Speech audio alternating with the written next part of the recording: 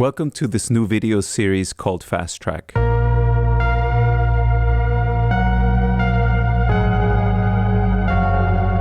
On this series, I'm going to attempt making a track in 2 hours to the point of sequencing, mixing, and releasing it. So what I'm doing now is looking for a basic idea to start this track with, and the synthesizer that I'm using is what you see in the lower middle of my screen there. It's the Meyer EMI Vibes.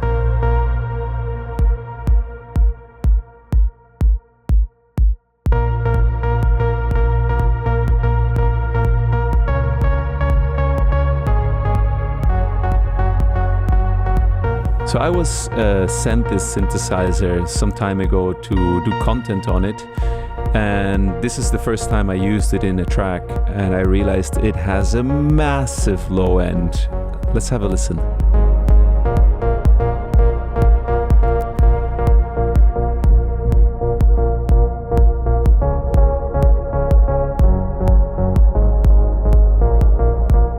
The low end on this thing is actually so heavy that you're gonna see part of my studio fall apart during this video.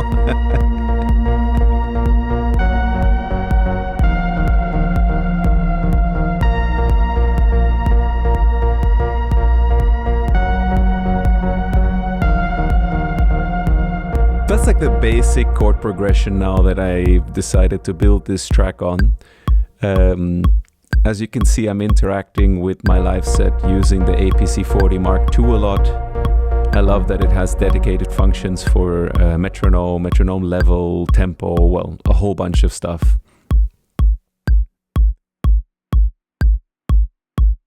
And what you're seeing in the right bottom here is my live set, which is loosely based on our Infinity bundle that we offer at rapidflow.shop.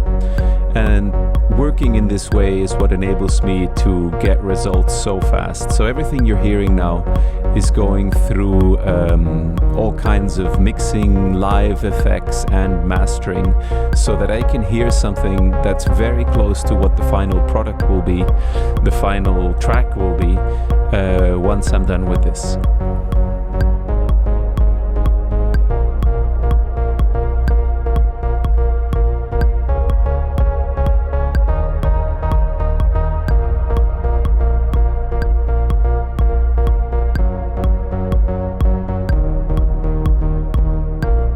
So I'm capturing this progression in MIDI first, just to be able to clean it up a bit before I record the audio. I'm doing kind of a few variations on it, which is something that I've gotten really into, to have something that progresses if I let a long 32 bar or 64 bar beat run. So what is this? This is 32. So there's enough variation in it that if it's looping, it doesn't get super boring. At least that's the idea.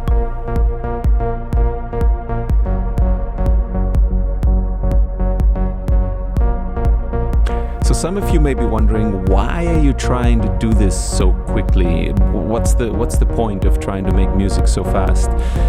And it's twofold. I mean, you know, of course, what we do at Rapid Flow is totally focused on optimizing time spent in the studio and you know, finding a faster way to get into the flow and get your ideas into the DAW. But the other part of it is that I find that I have a lot of half-finished ideas on my hard disk, like most of us, and even if I'm able to capture maybe the whole idea in just one afternoon, I don't usually possess the discipline to finish it and then release it, or at least sometimes it can take months, because life gets pretty busy, you know, running a company, being a dad, being a husband, as I'm sure many of you know.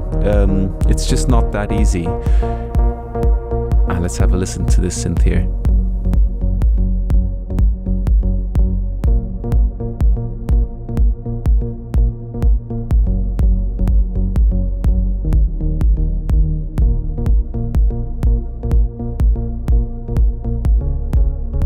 Yeah, so I very quickly found stuff on it that I really liked. Limbic Bits has done a whole bunch of presets on it. I love his sound design.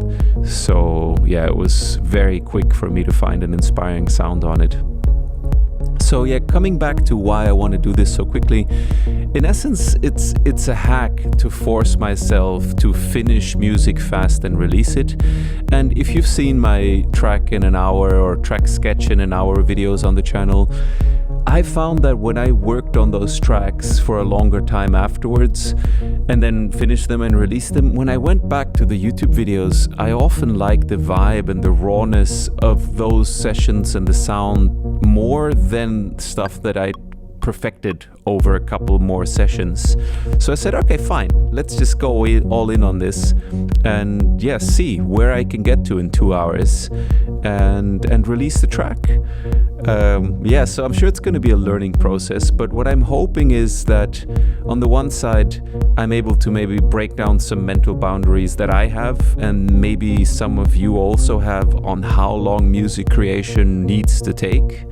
And on the other side, I'm pretty sure I'm going to find really efficient ways to work and finish tracks, which is also a huge plus, which is something that I'm super interested in, because somehow it seems as I get older, I have more gear and less time to actually finish music, which is insane. Like I have all this gear here and I love using it, and I realized that I just spend most of my time sitting in front of that big white screen looking at all kinds of, Shopify, marketing, video, voiceover, text, image related topics with rapid flow, and not actually making music and using my gear. So this is a way to combine all that, hopefully to share some interesting workflows with you. I'll be commenting stuff as we go through that may be interesting for you. And yeah, put out more music, hopefully on a much more regular basis. So at this point, I'm actually now tracking this sound in with a little bit of filter sweeps. Let's have a listen.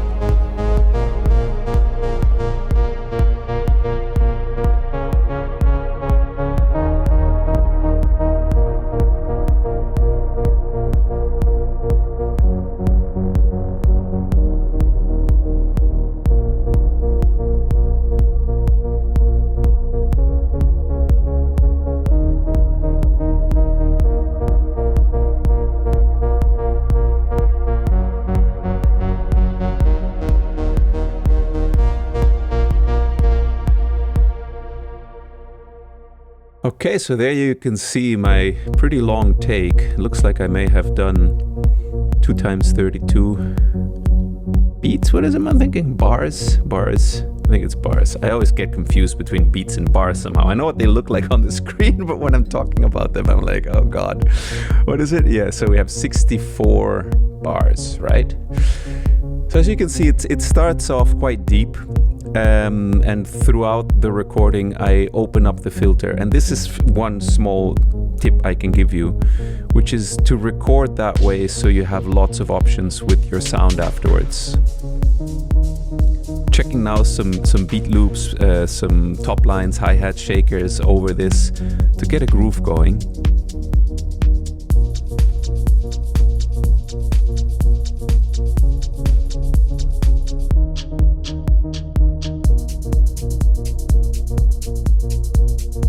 So this is something new that I've added to my setup very recently, that little Launchpad Mini MKIII. I realized that I spend a lot of time looking for shakers and crashes and reverses and impacts and atmospheric sounds at the end of producing a track, and I find that part of it really boring.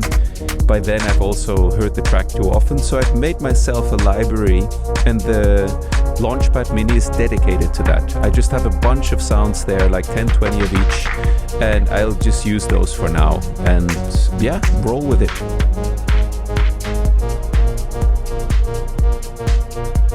So these are the snares from the Infinity bundle that are also part of my live set.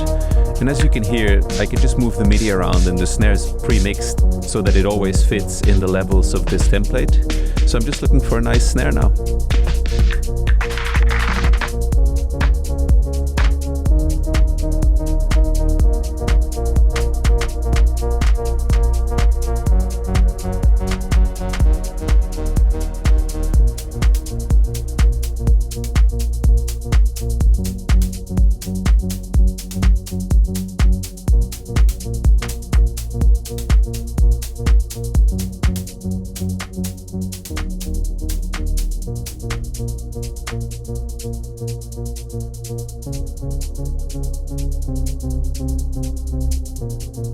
What I'm doing now is copying out that ride or the shaker percussion loop so that I have it out of the sort of block of potential sounds into the selection of where you see vibes 1 on the right in the green. That's the area of the arrange view that I'm going, what am I saying, of the session view that I'm going to be working in. And actually, I made a video recently on 10 pieces of S-tier equipment that I have in my studio under $500. And the reason why I'm able to see so much of Ableton at a high resolution on my screen is because I'm using a Samsung 4K TV. I'll link that video in the description because it's a TV that I can absolutely recommend for studio work. It connects well to computers so that text and everything is displayed sharply. And I think I paid $200 euros for it. So yeah, much cheaper than a computer monitor and gives you lots of space to work in. It looks like I'm looking on a kind of leady, hooky sound now. And what I remember, this is the Waldorf Iridium. That's my main input synthesizer keyboard right in front of me there. Everything I'm recording today is going through those Kush tweaker compressors that you can see lighting up in the left bottom. Except actually the vibes, I tracked that in straight to the converters, which turned out to be a really good idea actually. I'll tell you later why. But everything else is going not only through those Kush tweakers, but also through louder than lift of chop shop filters that are the things with the blue lights in the top or in the bottom left of my screen there. And what they're doing is removing unnecessary low end from everything that gets tracked in.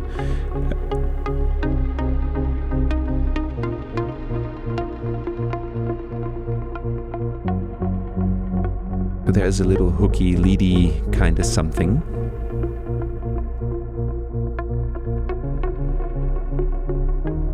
And often when I do the recording of those kinds of sounds, I like to switch off kick and drums because I could just zone in on the harmonies better. I find the drums distract me then, so I'll record with metronome often.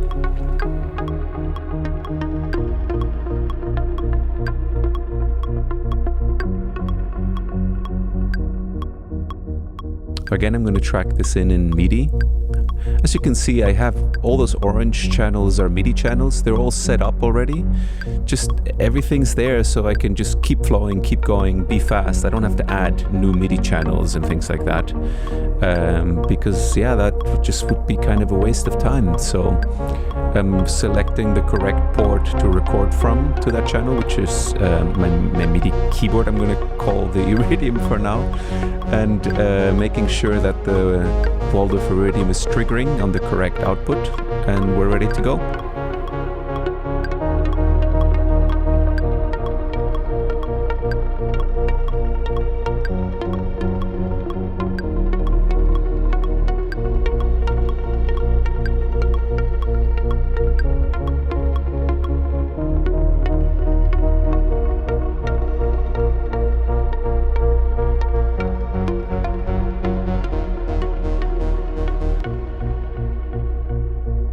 So those of you that work with spectrum analyzers will see that there's a massive amount of low-end left-right drift on my, basically the red lines in that very left bottom part of the spectrum analyzer. That's something I'll have to deal with later. And that's basically the vibes from Meyer that has, well, the whole thing is stereo. The entire synth is stereo. And it's doing some crazy stuff in the low end, which sounds super cool solo, but in the track will be tricky. So here I am playing in the new little lead sound on top of the basic idea. Let's have a listen.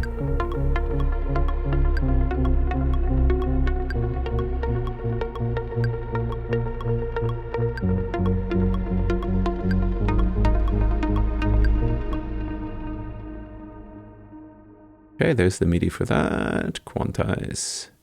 I had to dig around Ableton 12.1 to find where all the quantized stuff went. But I do have to say the V12 update of Ableton feels very organic, like they added a lot of cool stuff in the right places without making you having to look for stuff forever because everything's in a different place. It's tastefully and intelligently done.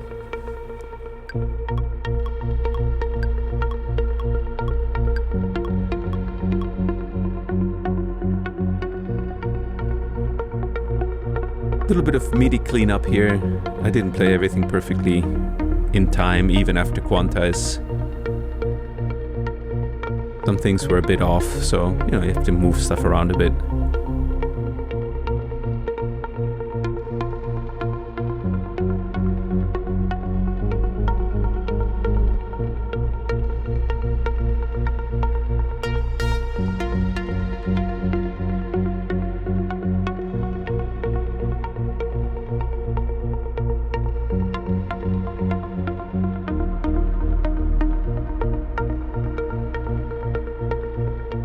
I'm changing a little bit the compression of that sound going in. So yeah, this is a very old school thing to do, I've been told now by other engineers, but yeah, I track everything with compression and EQ on the way in so that I hope that the sound is done by the time it gets to tape, as I kind of consider Ableton in this situation. Because I used to work also like, keep your options open, keep tracking everything super clean, and then later you can do whatever you want. In my experience now, if you can trust your monitoring and you roughly know where you are on it, you kind of know when stuff is too bassy or not, or too thin, and just risking going in and tracking without much low end and trying to fit it into the mix as you record has a huge amount of advantages that outweigh the occasionally ruined recording, which actually doesn't happen to me very much. I don't think it ever really happened to me since I started using this, so I guess it depends on your experience level, but I can totally recommend trying that so that you get used to tracking your outboard external stuff in or bouncing your VST synths as you need them. It saves you massive amounts of time later and processing power, and it forces you to commit to a sound, which is also, I think, a really good thing.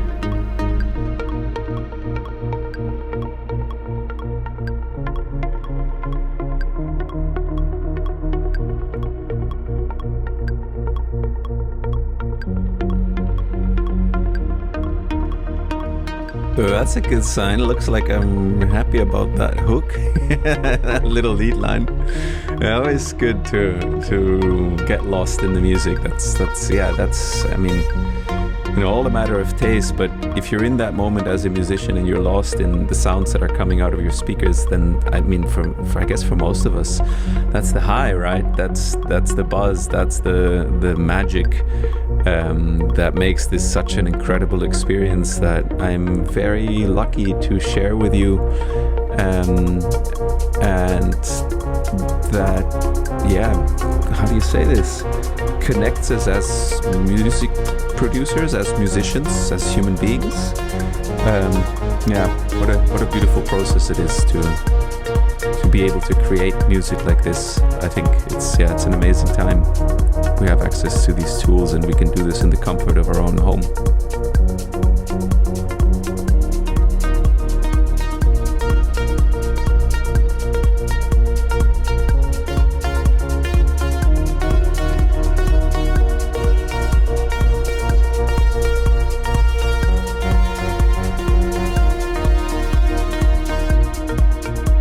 So I'm tracking in this Iridium sound with filter sweeps, envelope, sustain and release sweeps, just to make something that will give me, again, options later. At this point then I'm now tracking it, just leaving it in kind of a clean state, so I'm still recording, but I'm just letting it run, so I have the whole progression without filter sweeps, which is also always good to have. You kind of need that in some parts of the track, probably.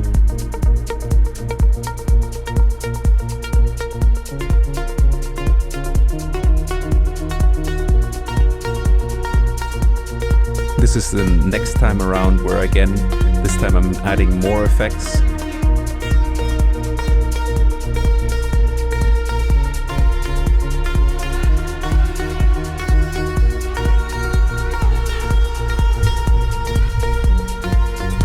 this is literally one oscillator with the kernels turned up on the Waldorf Iridium, and now the former distorting it. And my god, what a cool, super wide, aggressive, amazing sounding lead synth.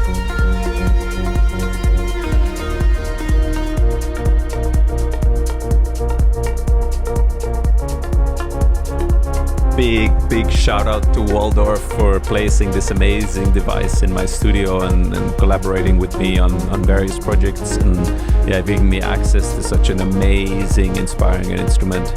I've done some videos on my channels on the Waldorf Iridium in the context of electronic music. I'll link it also below.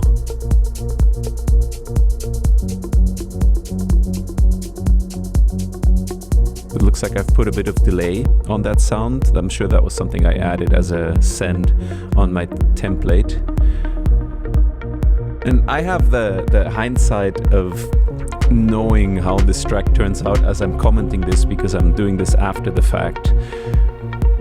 And something I realized is that because I'm in the background of my mind always kind of counting, are we 4 bars in, 8 bars in, 1632? I like the groove on the snare and hi-hat. It works really nice together.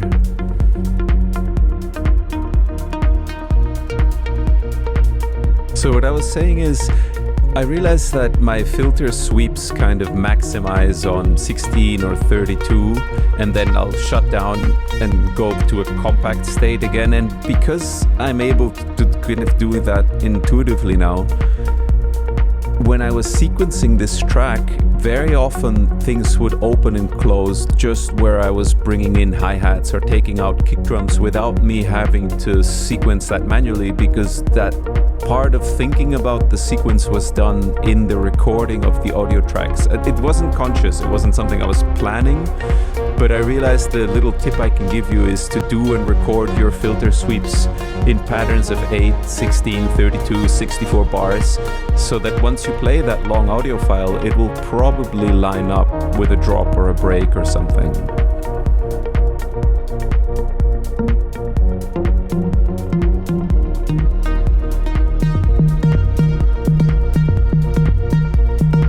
So what you're hearing now is the 8 Raw 8 made by a wonderful French gentleman. I think his name is Jean. I have to look again. But it's basically an 808 clone, the guts of an 808 clone, all discrete. And it sounds incredible. I remember now I'm looking for some toms on it.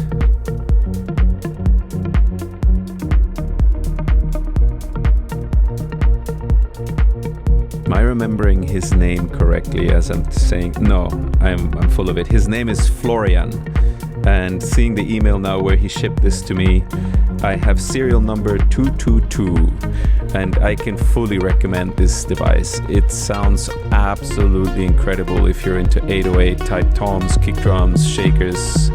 Yeah, there we go. Let's have a listen.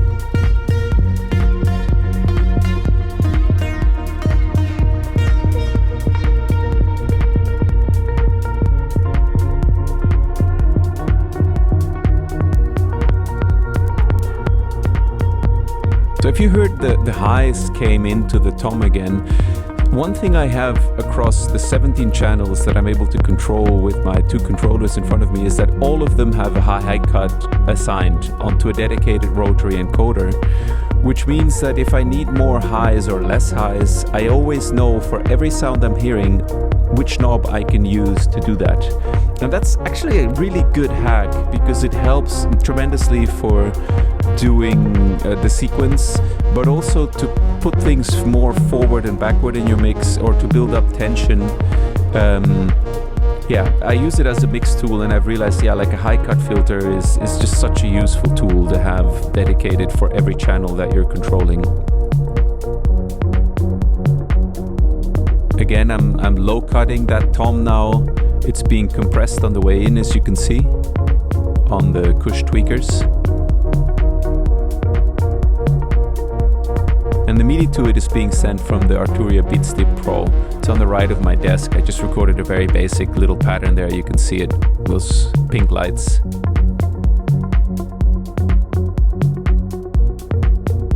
Yeah, it's fantastically fun, fast sequencer to work with, especially for drums and monophonic bass type synth sounds. I'm tuning the pitch of those toms. That's awesome about the 8x8. You can tune the pitch as we stare at my office chair. Sorry, I didn't realize I should have put this somewhere else. The camera is just focused on that for a little while here. Yeah, there, that little black box in the left bottom, that's the 8x8. One of the purchases in the last few years that I'm very happy with. It's actually, I just use it for toms mostly, and for that it's amazing.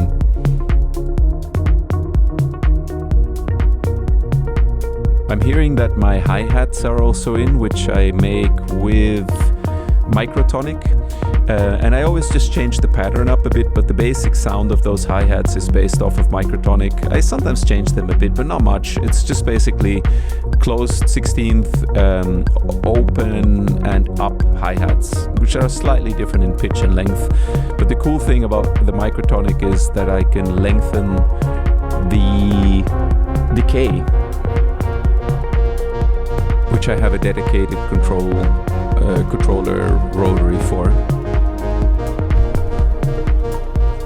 So I'm going to record the toms in now, and I do a little thing there that I just remove the up tom on every second repetition, so again the loop doesn't get too monotonous. So I've just recorded it once with the up, once without. I'm cutting it now and there in the background, and that will be the tom loop.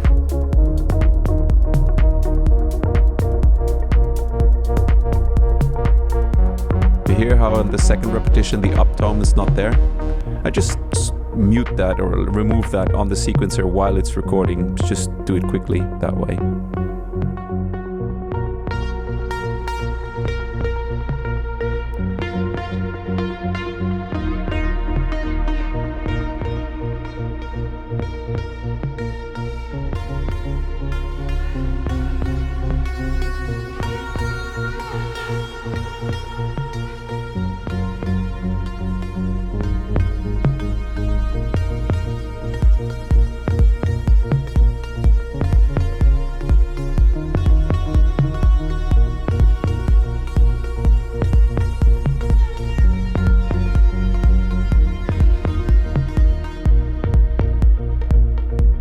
In today's video, we're also still going to be using that mastering gear on the right there, the Louder Than Liftoff, the Rupert Neve designs, and a mastering compressor by Food Control Systems, as well as the AudioScape 1178. It's called AS78, the silver unit in the rack there. And everything's being tracked through those Prism Orpheus converters that are daisy chained off of ADAT on my PreSonus Quantum interfaces.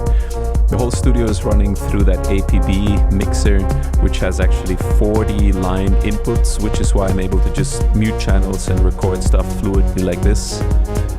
And the whole studio, everything that matters, is clocked off of the Multiclock under my left Amphion speaker. So the Beatstep Pro, the Torso T1, any synths that have MIDI clock going into them, everything's running off of that Multiclock.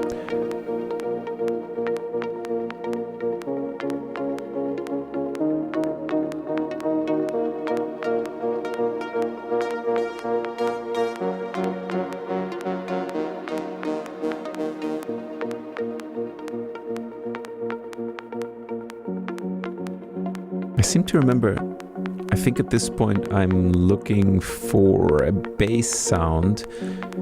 Yeah, and we're going to be using that MFB, what's it called? The Minion? I gotta check. And one, maybe? The Minion Pro? I can't remember, but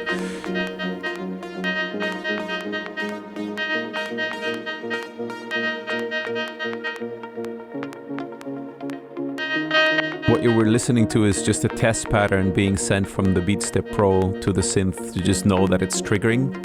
Actually, right now we're hearing the SEM clone. It's the Analog Solutions Telemark, that white synth that I'm tweaking right now. Those two synths that you see on the right there, they're the ones that are connected via CV to the Beatstep Pro.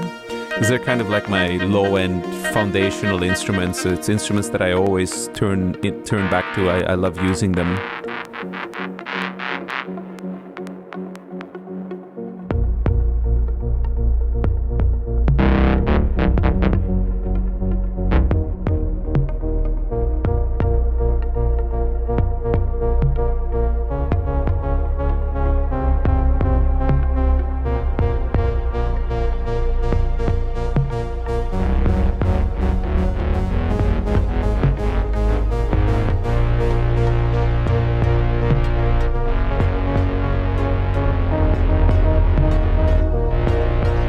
So what I had done before I started this session is actually tune all the instruments and let them warm up, because if you have to do that during the video, it just, you lose a lot of time getting and keeping things in tune, but actually they stayed in tune quite well on this session. And the tool I use for that is called Lock. What's it called? Lock. Let me look for it.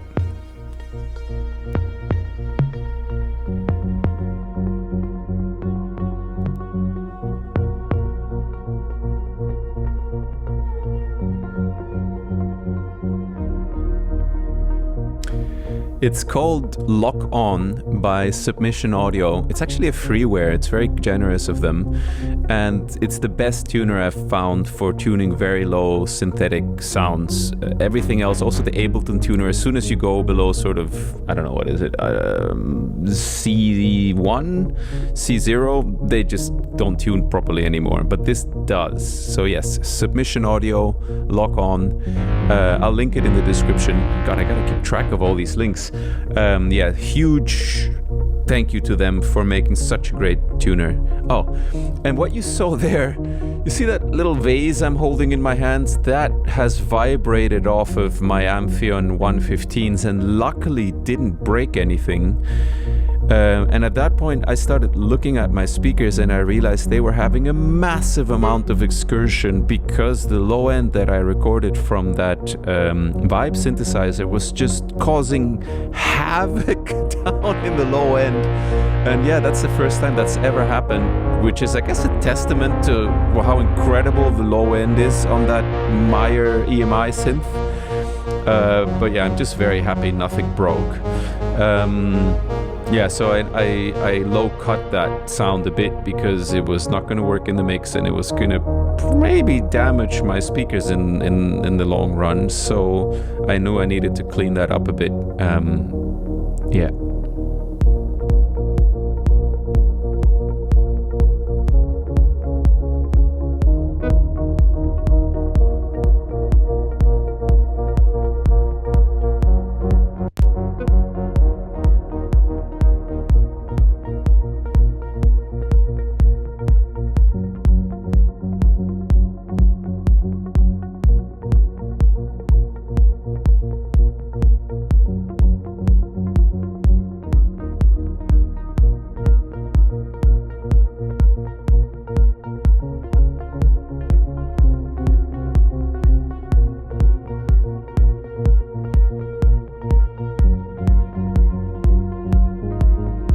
So I think what I'm doing here is I'm removing the plug from the Oberheim SEM clone and sticking it into that MFB because I realized for this track I didn't want to have a droning bass sound but more something rhythmic, and the MFB is fantastic for that.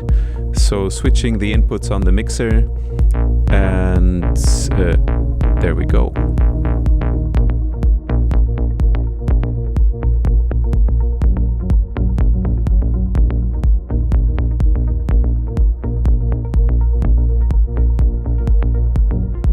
And this is what's so fun about the little Arturia Beatstep Pro sequencer. It's so easy to just knock out different bass ideas with it. Just knock a few pads around and it'll record it. And eventually you'll hit on one that actually sounds really nice. And I usually don't try to do kind of conscious pattern. I just slam around on it rhythmically and very often find something I would never have programmed that way in MIDI on the screen, but on the little sequencer it works great.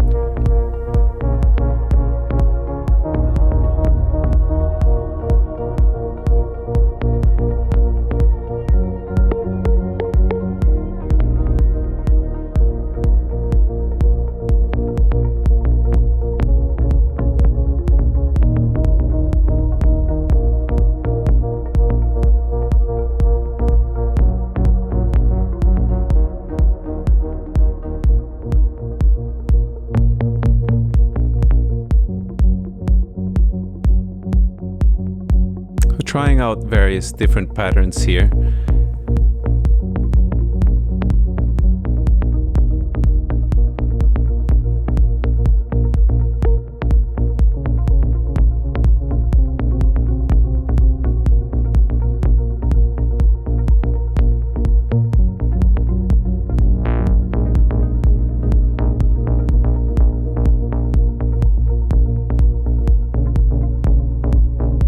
That little MFB synth is amazing for bass. There's something about it. It's like, it sounds analog and fat, but very precise. I'm just using one oscillator, just tweaking the envelope a bit to get a groovy feel. But it's amazing. I really love it for that. It's definitely my favorite fast bass synthesizer right now. It's something I still need to sample actually for you guys to put into the next version of the Infinity bundle, or basically add it as an instrument. Bear with me. It's been a busy time arriving in Portugal, building up a household, a studio and all these things, but it's coming. It's coming.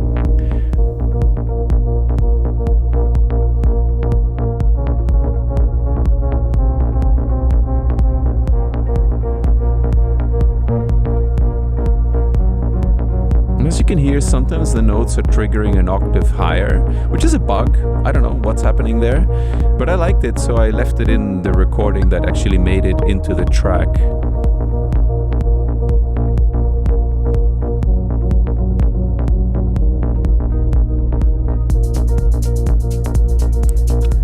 So I'm working on the bass line timing now by adding that shaker, and I'm rotating the encoder on the multiclock.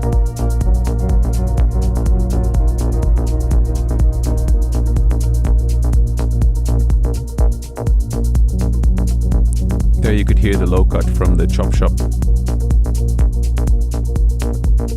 So I basically want to have just enough low end on it.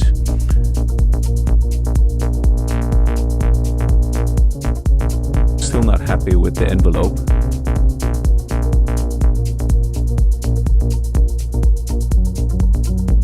That's more like it.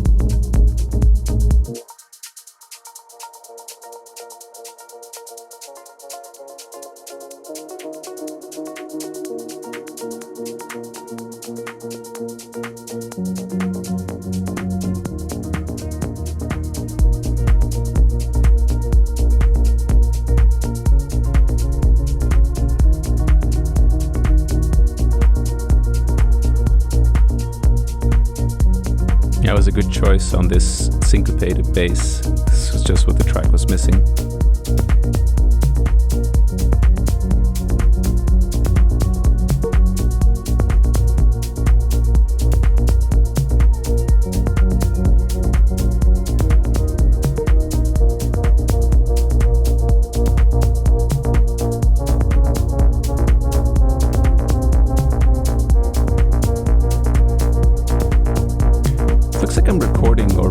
And I'm doing a little bass filter sweep also. Always nice to have. I don't often use it or need it, but you'd rather have recorded it than try to get that sound back maybe at the end of your session when you realize you needed it.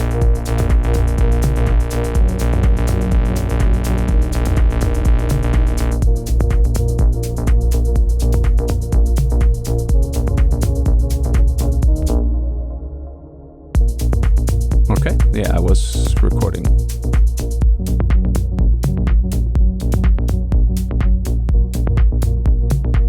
Yeah, the cool thing about the Launchpad Mini is it has stops buttons that you can select for the lower row. So you can actually, I can also control all those loops, whether they play or not. There we go at my chair again. Dude, wake up. You're filming your chair. Okay, here we go. Yeah, so actually the Launchpad has been massively helpful and already now a very central part of my workflow after just the week that I have it maybe. So yeah, all those loops that you can see in that compressed middle part of the session view are loops that I've put in there. And yes, there are loops there from PML and AudioTent and God knows all kinds of people, Loop Cloud, because I'm just looking for good sounds. And you know, I know how to make shaker loops and stuff, but I just wanted to get ahead quickly, and I use stuff from these companies all the time myself also. I have a core selection of my sounds that are more like the critical sounds, like shakers, snares, hi-hats, toms, but for certain top loops and stuff, I'm very happy to grab other people's well-produced loops and focus more on the harmonic, melodic elements of the track.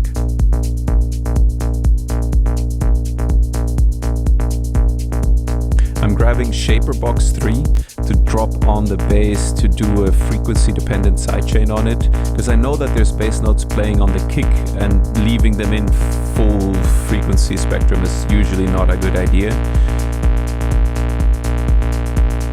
That's the one. So this is a really cool thing about this plugin. I basically use it for that. It has a sidechain like you know from LFO Tool, but it's frequency dependent, so this will only work below 259 Hertz. So it does sidechain the whole bass, but only in the place where it clashes with the kick. And I do want to have some of its vibe, so I'm reducing the mix a bit. I just wanted to stop phasing out the kick drum if it hits together with it.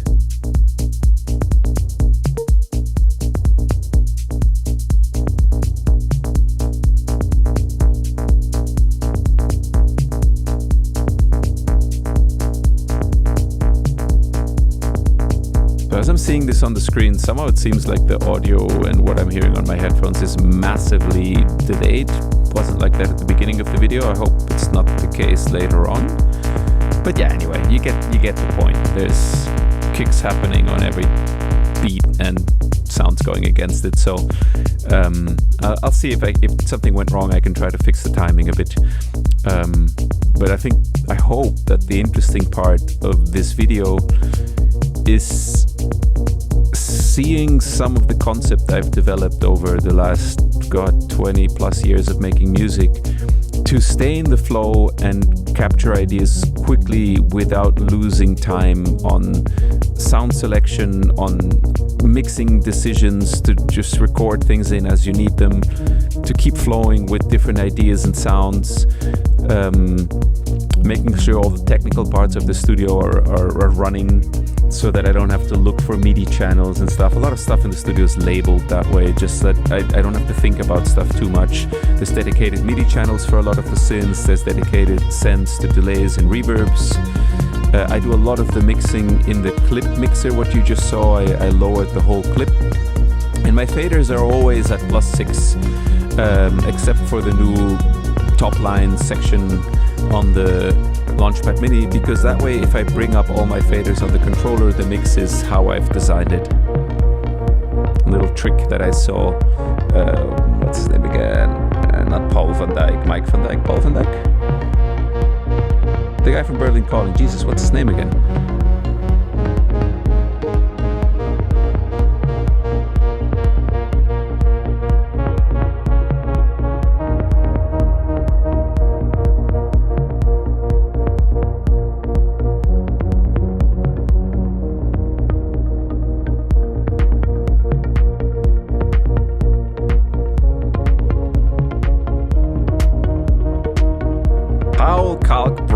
God, my memory.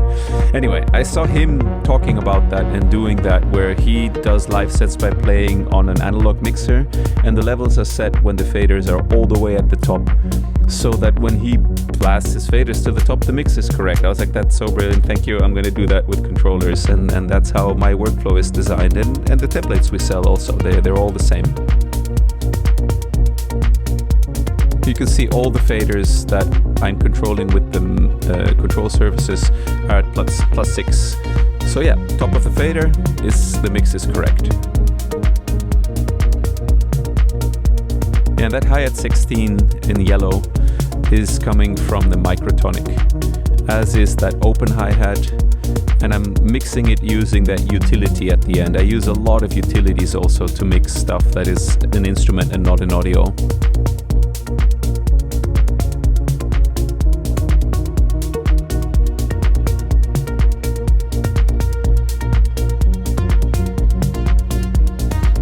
No idea where I've disappeared off to now. Let's see, hopefully some amazing sound is gonna come in.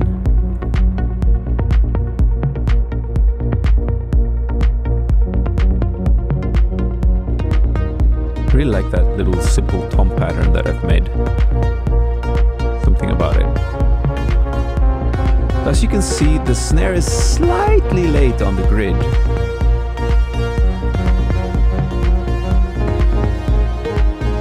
And honestly, this is something like appreciating those micro timing differences is something I struggled with for a very, very long time while I was producing music to try to get the groove to feel right.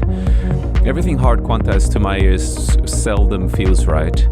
And I started to get very sensitive to those micro timing differences by using the Multiclock and by using a plugin from Waves that we'll see in this session also called it's actually a phase cancellation reduction plugin, but I use it to shift things in time. We'll see that later on. Yeah, there you go. No, that's not it. Yeah, I'm looking for it now. It's InPhase LT. It's a low latency thing with which you can shift an audio file against something else. I just use it for what you see now. You can just shift something 20 milliseconds early or late with it, which is just enough to kind of shift everything around. And the advantage it has over using the Ableton built-in track delay is that it actually stays in place when you bounce stuff, which apparently Ableton doesn't.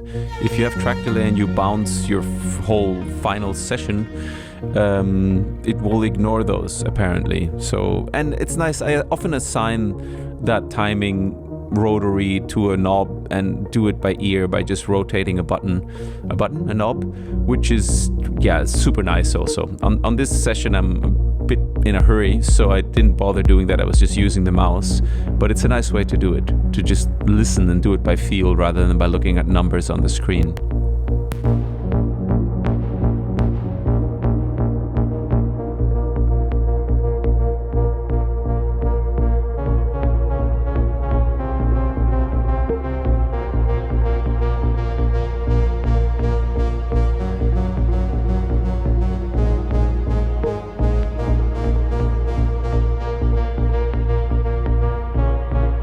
Remember what I'm doing here.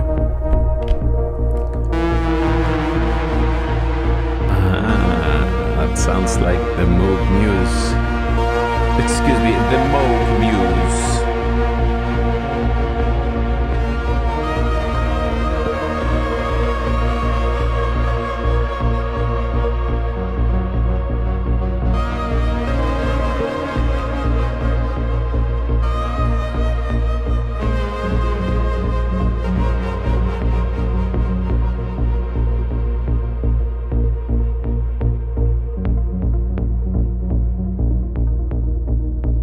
Boosting the volume a bit for additional inspiration.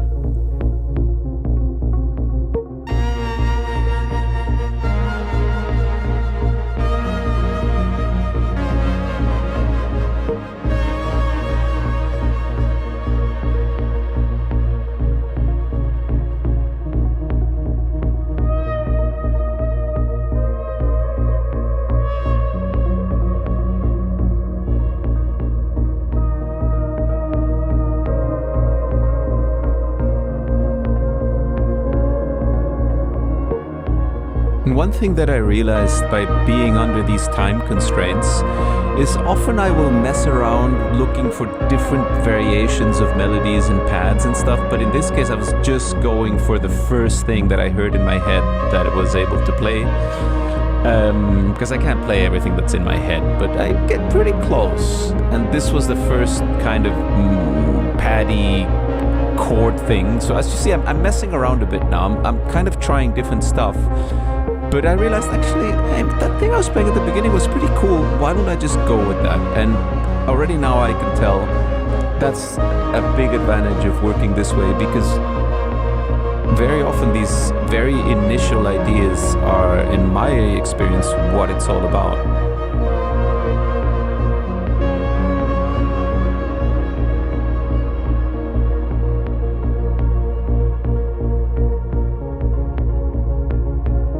My son was running around in the garden whacking some stick against the window mosquito net, and yeah, he was being super cute.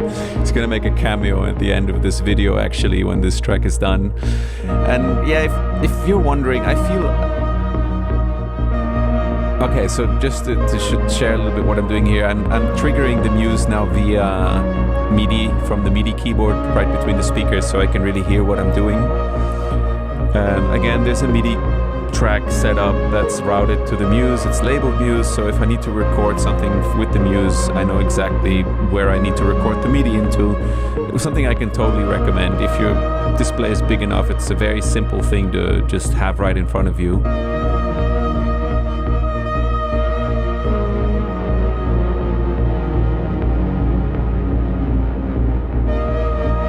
So still trying some variations here, it seems. And what I wanted to say is I feel like a bit of a, what's the word, dick for having so many lights on in the studio when there's still sunlight, obviously, as you can see through the window. But the point is that the only way to get my cameras to really film sharply is for there to be a ton of light present, and I knew that we were going to do this all the way into sunset, so I just turned the lights on so it was one less thing to think about. But I normally don't run this much electricity and lights in my studio when I'm not filming, just if you're wondering why I'm being a bit of an idiot running this many lights. It's part of the whole YouTubing thing. And if I don't do it and the cameras are not sharp or they have trouble focusing, then there's people that whine and moan about that and complain and leave nasty comments. So I'm using as much as possible LEDs and low, power lamps and stuff. But yeah, it comes with the territory of doing YouTube stuff.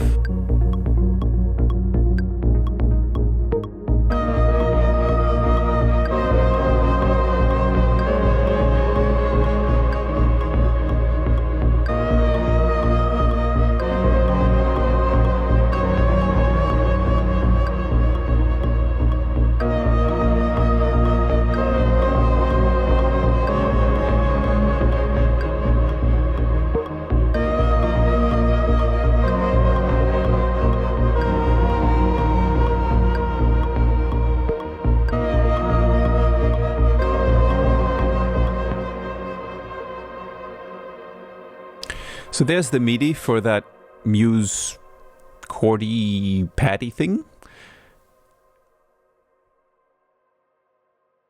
Really loving that preset on the Muse right now. I'm going to switch it on quickly and have a look at what it was.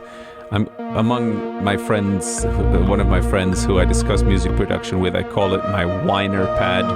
But it's a really cool sound. Let me have a look at it.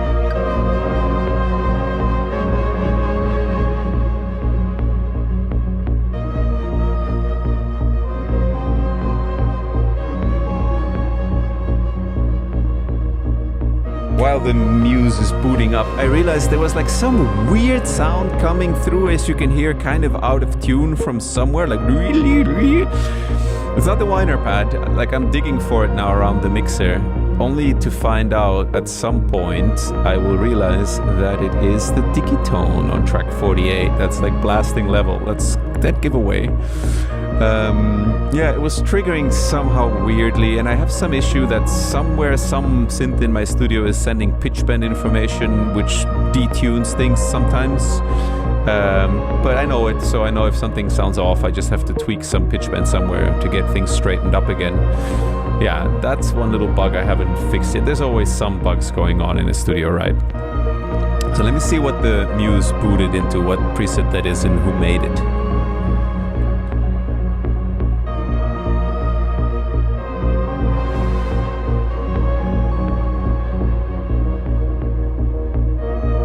So that sound is called Luminal Pad.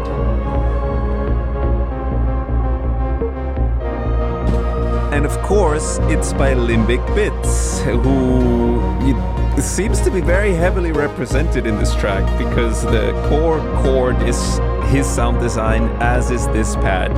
So thank you very much for making such awesome sounds. I've bought many of your sound sets for various instruments and really happy to support your work.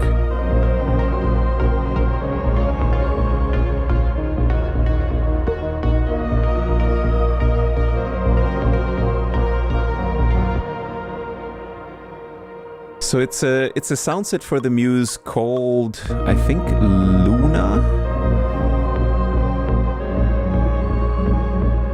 which for me was an insta-buy. As soon as I saw it, I bought it. And yeah, obviously it was a good investment. I don't actually know what his real name is, but he does fantastic sound design. He's based out of Hamburg. I can't believe it. I used to live in that city. I would love to have met him. Anyways, he's a fantastic sound designer. So if you haven't heard of him yet, which is hard to imagine if you're in electronic music, but go check him out. He has amazing sound packs for various soft and hardware synthesizers on his website, which I will link in the description.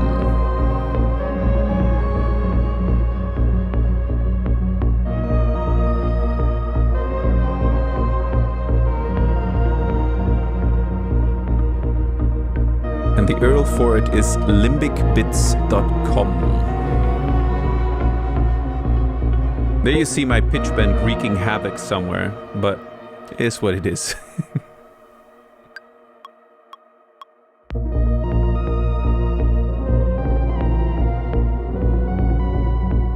And there's the sound from the Digitone doing its mayhem. Kind of cool, but maybe a little bit too experimental.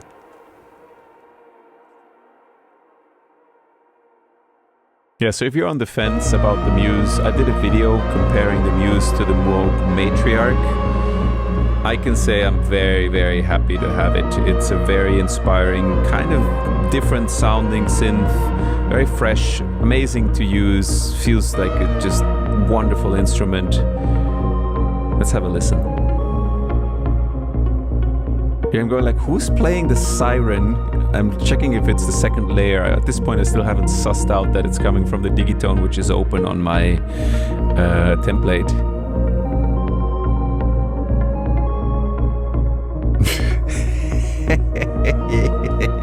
It's like, oh dude, where's the sound coming from? Switched off the main volume on the Muse. A little bit of bug tracking. It's making the sound. Do you hear the sound? Do you hear the bells? Do you hear the bells? Can only be a matter of hours till I figure out that it's the Digitone. Whoa. Why is it still playing? Okay. Yeah, there's some lag between the audio and video that I'm seeing here, but that dealt with it. So the Muse sound, I'm going to record it into this pad track.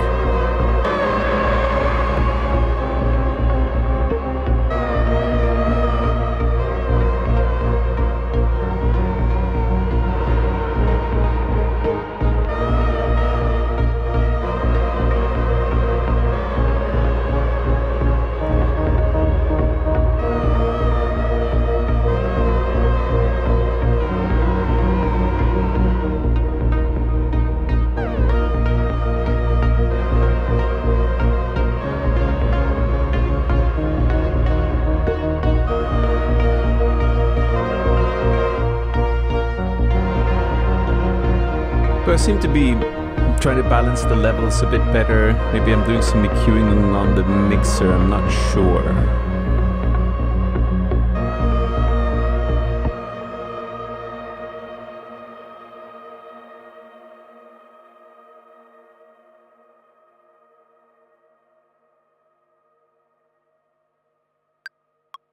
Okay, let's track in this Muse sound.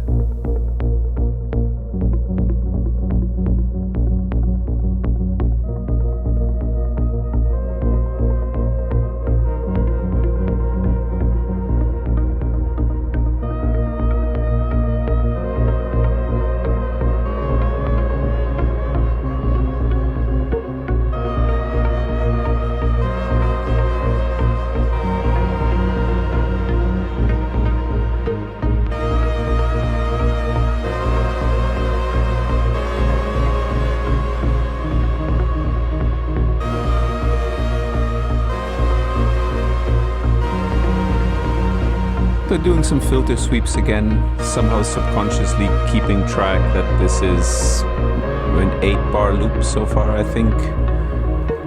And you see that little 10 stuck to the bottom left corner of that Sequential Circuits Pro 600?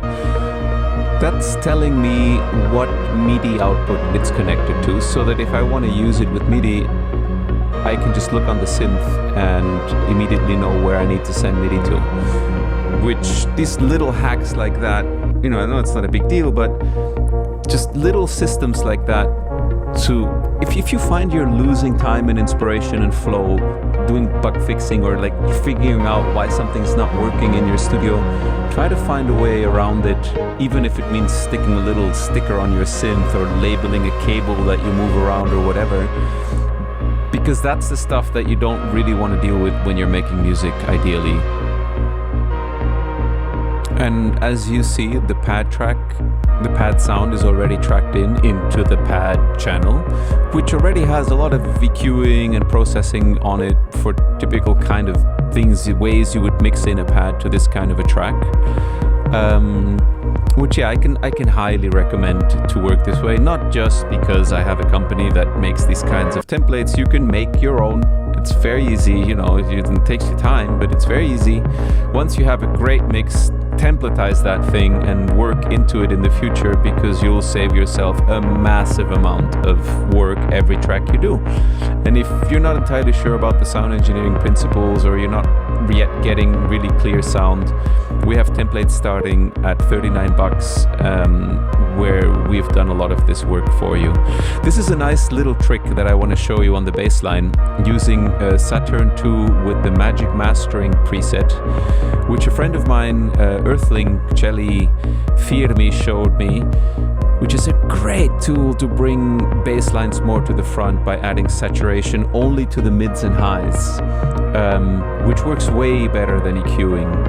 So I just wanted to bring this bass a bit more up front against the kick without EQing it. And yes, Saturn 1 or 2, it's the same preset in both versions, is amazing for that.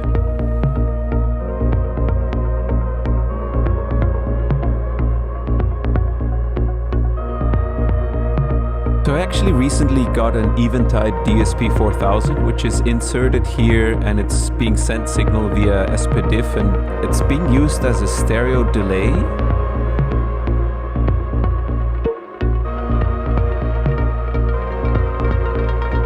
And unfortunately on this session, and I don't exactly know why, even though the millisecond settings on it were correct, it was not in time. If you listen carefully, you can hear that the delay slapbacks are somehow just not where they should be for an eighth dotted delay. I think I had it set.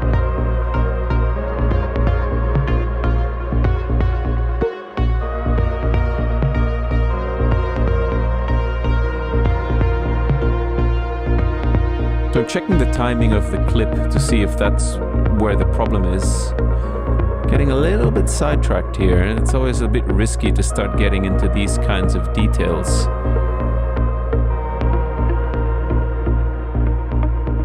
So I'm not using the control surface to use the Console 1 plugins a lot of the time, because I just find it easier and faster to use either the pop-up here, the plugin, or those the abstractions that Ableton can show you. And there was some clicky sounds on this melodic thing I recorded, so I was seeing if I could reduce it a bit with the shaper by removing this punch parameter. But I think at the end I realized, like, you know what, it doesn't really matter. I don't think it's going to be a huge problem. I think I just took it down a little bit and just kept rolling. Bit less reverb on that sound. Yeah, the delay returns are definitely not on that melodic sound. It's the only sound going to that DSP 4000. Funny, it seems like the audio and visual is back in time, because now I'm seeing on my screen as I comment this something that looks like it's roughly on time. Digital systems always doing their funny things with clocking. So as you can see, this adapt EQ is basically to embed the snare into the track. You can see there's a low cut, high cut, and there's a reverb macros. Because mixing a snare is so tough, what I did, especially if you know, some tracks are quite deep, some are very full, what I did is recorded all the snare samples of our Infinity bundle with outboard gear, boosting them a lot on the way in, so that you get the warmth and the pleasant characteristics of analog EQs and saturators and compressors. And if you want them more in the background, you can cut them with digital EQs, which is where they kind of excel also. So you have the best of both worlds. You can sync it into the mix, or if you need it more present, you just remove some of those cuts in Ableton or Bitwig or FL Studio or Logic, whatever your DAW of choice is. So what I'm doing here now is I'm checking the sidechain that you can see in the top right corner of the Softube software. It's the API style compressor, which if you have it on your Console 1, I can highly recommend giving it a shot. Maybe check out the settings if you rewind a bit, because that thing just grooves really amazing for sidechain compared to anything else I've used. I'm now working on the reverb of the snare. The snare somehow felt a bit dry, and there was a bit of too much pre-delay or something on it. It felt weird. I didn't like how it was sitting. I normally really love the way this short ambient sounds on snares, but somehow in this case I wasn't feeling it. So I'm just messing around with the snare a bit to try to bed it in a bit better into the track. Using the reverb now that I have as part of the Infinity Bundle sample pack that's inserted into this channel. That worked better, and that seemed to have worked better. Getting rid of that double note there. I wanted something quite straight here, so I'm just keeping it very short and simple. Just totally straightforward up hi-hat.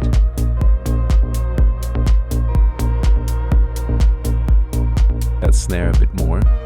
And if you see that Panman on my snare, it's maybe interesting for you to see. This is like panning around the snare from left to right. I don't know why I stumbled on it, but I really like what it does to the feel of the snare. Just that it always has some movement in it. Little trick that I use. It somehow takes away the roboticness of it if it's always coming in a slightly different place in the stereo panorama. It's hard to put your finger on why it feels right when you're just listening to the track casually, but when you see it now and listen maybe on headphones, you'll notice it's always moving a little bit. And yeah, I've just found that that's really nice, especially if it's not tempo synchronized. It's like I'm messing a bit with the new Ableton limiter that I'm looking forward to testing more in depth. And there you see my open hi-hat and my 16th hi-hat. All of these are being generated out of Microtonic. And I have swing and envelope decay of all of them linked on two rotary encoders so that I can experiment with those parameters and make it fit into the track better.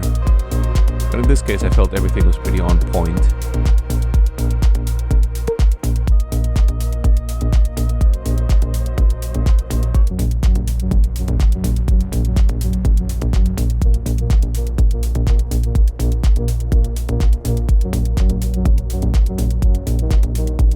So I think by now we're an hour 10 minutes in. If you're still with me here, then I'm very happy that this is hopefully interesting and valuable to you.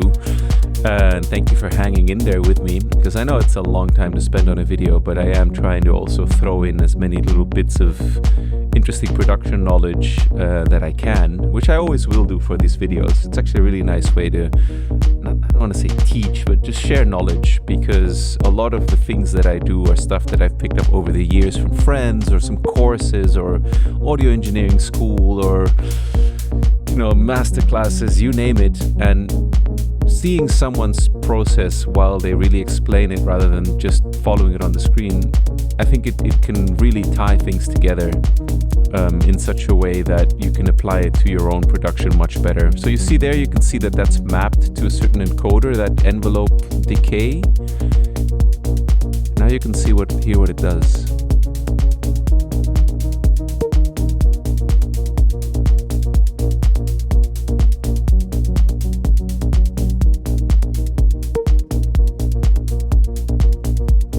You hear what a difference it made? when that up hi-hat was just a little bit shorter. Get a groove going.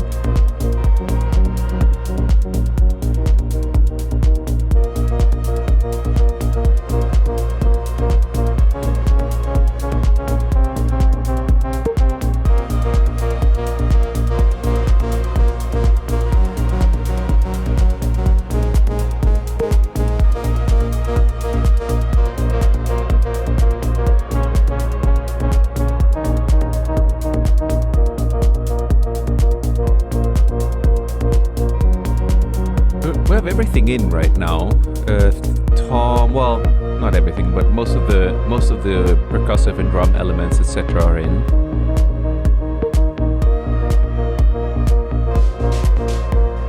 Checking the drum loops that are still available. See if I find any other stuff that I like.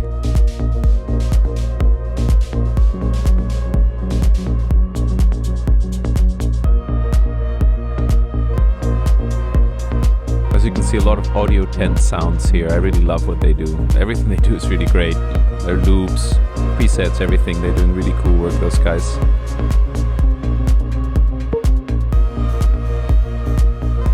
And yeah, going through the trouble of listening to a couple of hundred samples in a day to pick 20, 30 that you really like for each category is super worth it, because listening to this now, I realize I love every sound and loop that I'm hearing now because I've done the pre-selection in a different session. So that means that I have enough there to work with for a couple of months probably. And I never have to go slow myself down looking for samples while I'm actually writing music. So here comes my InPhase again.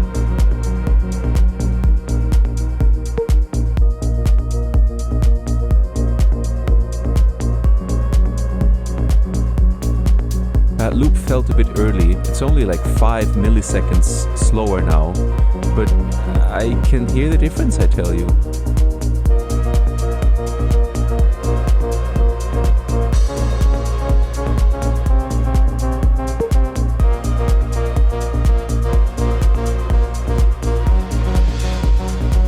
So these channels I'm actually using as regular channels because these are not mapped to any fader. The way I control this is I either start or stop them using the Launchpad Mini. And as you can see, I'm mixing them so they bed into the mix a bit nicer. You heard that reverse just now.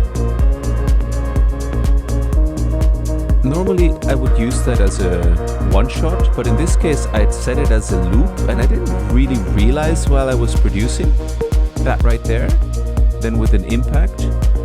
And it turned out in the track, it just kept giving the track momentum forwards, which helped to make it less repetitive and boring once I started producing it into a sequence. So you'll hear how that adds to the overall vibe of the track by it actually looping. I'm adding some ghost notes to this snare run, which I always find pretty challenging, is to make a snare that's not boring.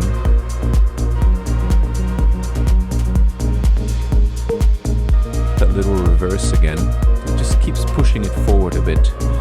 And on this track I did a pretty good job actually getting my ghost notes and everything to work well, I think, because I have these notes in there at lower velocity, but I also added a delay that I was able to tweak in and out a bit.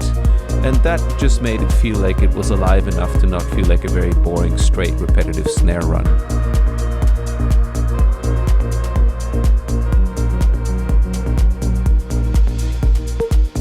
Yeah, this is something I can highly recommend doing that I have not done enough, which is making sure your snares are somehow interesting and not just always repeating, unless you're doing like straight techno, I guess that's kind of the goal. But if you're doing more melodic techno or progressive stuff, progressive house stuff, then it's nice if the snare has a bit of variation. I was trying to see if I could fly in one of the samples from my live set just for fun into this track.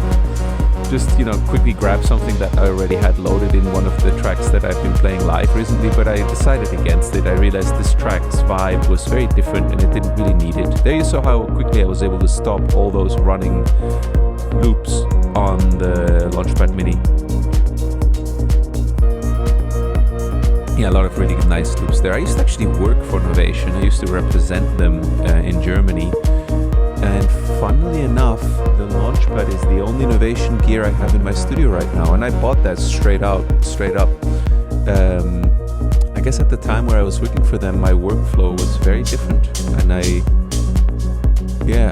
never thought to buy a bunch of their gear, because of course I would have gotten it a lot cheaper. But anyways, get what you need when you need it.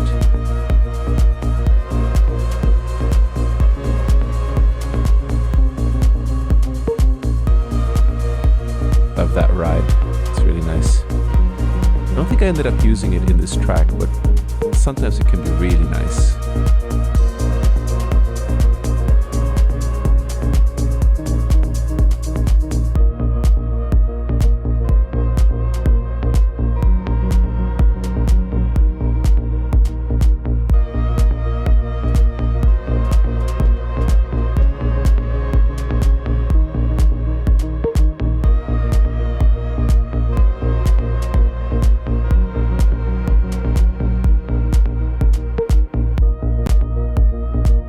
That's the delay that I've just put now on the snare to try to make it a bit more interesting by being able to add some additional like snare repeats, cutting a lot of the highs, a lot of the lows are cut so that it doesn't get too much in the way of everything,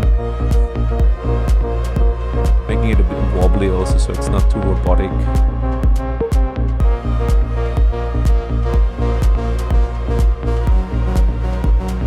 And these are my go-to settings: 1/8 dotted with a bit of a stereo spread, low mix, pretty high feedback, and chopping away a lot with the EQs. That's a really nice groove, right?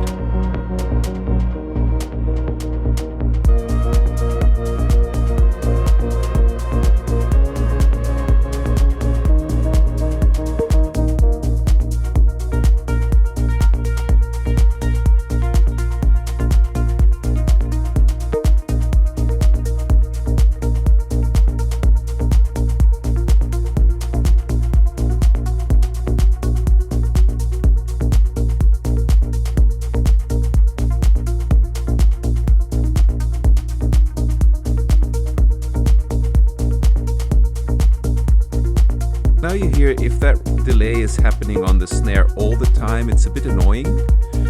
So that's why at a certain point I put it on a rotary encoder. I think it's what I'm doing now maybe. So yes, so that I could automate it. There you go, you see I'm scrolling over there and assigning it to a certain rotary controller. So I could bring it in and out of the mix and also kind of keep it a bit more alive.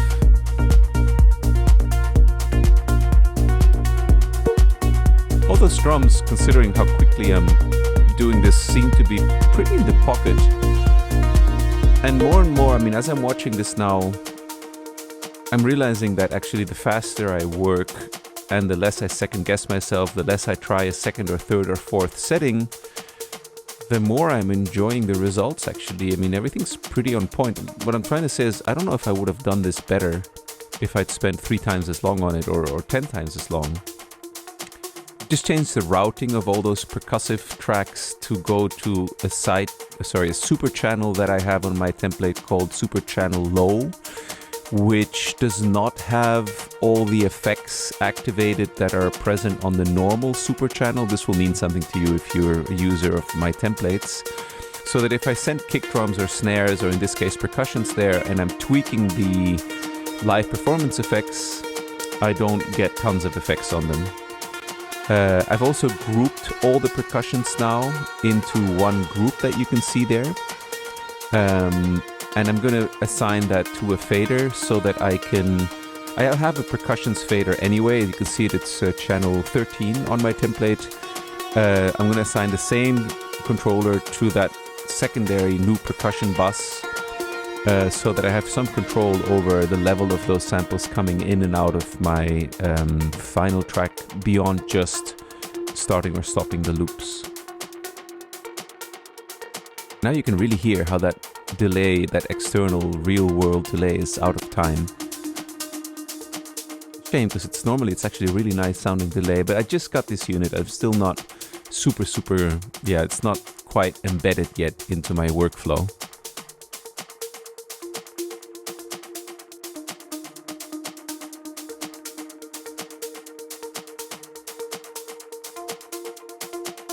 adding a high cut to that percussion bus. I use Console 1 a lot for this. I just put the basic plugin on every channel, and I'll use the input gain and yeah, mostly the high cut is activated everywhere and assigned to a bunch of rotaries, because it gives me a lot of control over the vibe of the track with essentially a fader and one rotary per track.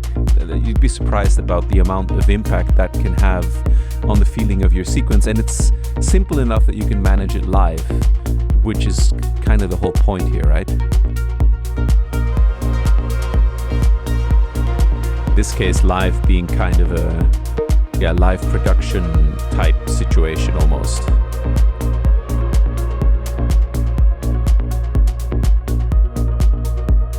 That nice little slapback delay on the snare.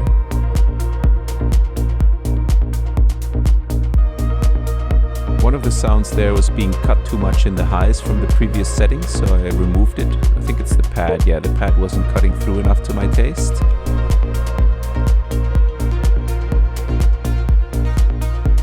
So 40 minutes left to finish this track. Making pretty good progress, I think. I hope this has been, interesting for you so far. Because we're starting to get into the nitty-gritty now. Like, we're starting to get into the mix part of this. Just trying to optimize and balance the sound a bit still, although it's pretty good already. But yeah, there's things you hear here and there while you're doing, while you're producing, where you're like, nah, levels, low cuts, if things are cutting through enough or not. That's where I realized I chopped a whole lot of low end off of that Meyer sound that had caused my vase to sort of fall off my speaker. And when I brought it back in, I realized, like, that's a really nice groove somehow for the track. I'm kind of thinking here, like, how am I going to use this? So I'm starting to make some decisions now also about how can I best take advantage of the parts that I've created.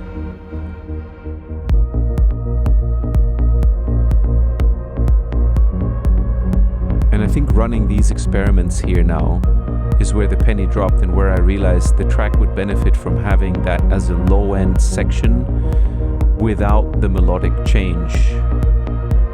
Just that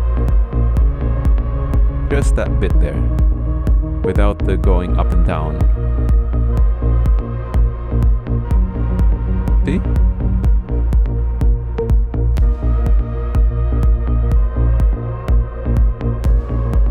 So now what should have been a very simple operation ended up being really annoying. You hear that weird click when it's looping?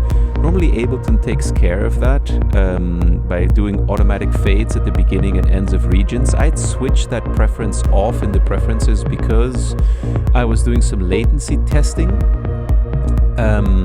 And I'd forgot to switch it on. I'm remembering that pretty soon, I think.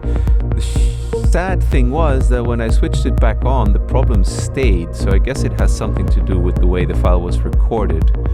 There is that preference. There we go. Yeah, so it was still clicking. So this was a bit of a shame. I'm trying to find a null crossing manually now, and I realize, okay, it's not going to happen. So trying to figure out what's the fastest way to deal with this. Looking for a different part. Or maybe the problem is less pronounced. That's already a bit better. There the filter starts to open, so not really usable.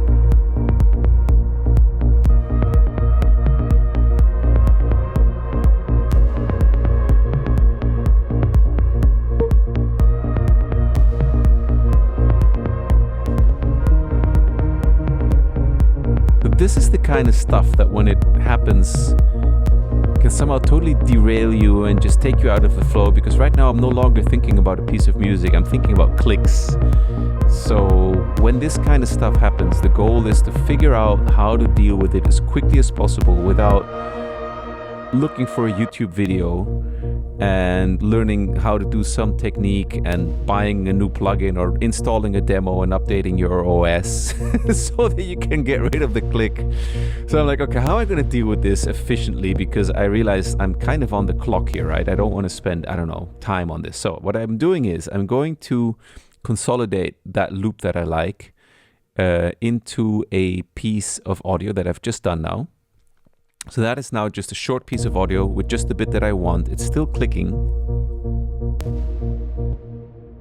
I'm going to go to the track envelopes, put it on clip gain, and I'm just going to add a manual fade to the beginning and end of this clip in the hopes that that will deal with it.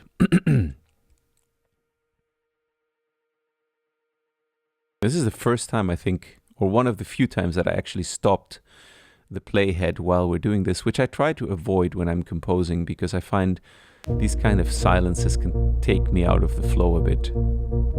There you go. So now the click is gone. Nice function Ableton built in there, very helpful. Don't switch it off, or if you do, don't forget to switch it back on like I did. Doing a save now of this. I don't know when I did the last save. I don't know if I did any save so far, which goes to show I trust Ableton's backup recovery thing and my system quite a bit. I think I'm going off now to drink some water or something. Ah, okay. I'm pulling out the VSX headphones because, yeah, I'm going to give the final mix a listen. So in a second, we're going to switch to audio on VSX, which is usually quite a lot lower in level. So I'm going to make an edit here to increase the level of the video a bit for you. So VSX sits on my main bus. Yeah, there we go. Let me put up the level a bit. Okay, I'm back, and now we are listening to the track as it sounds through Slate VSX in the Howie Weinberg room, which is where I do all my final mix testing. If it sounds good there, I know I'm done. And it's not the most brilliant sounding room, but it's somehow very revealing.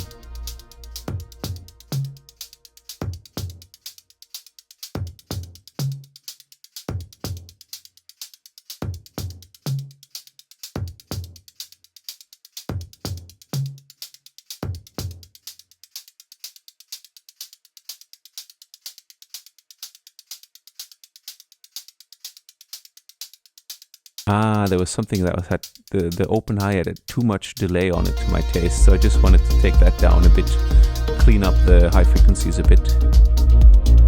And this is the other room that I use all the time. It's the Mike Dean expansion, those big double concentric tannoys, and then apparently has like a stack of subwoofers. The way they've modeled this room, it's amazing for low end, as you can now also hear if you're on headphones.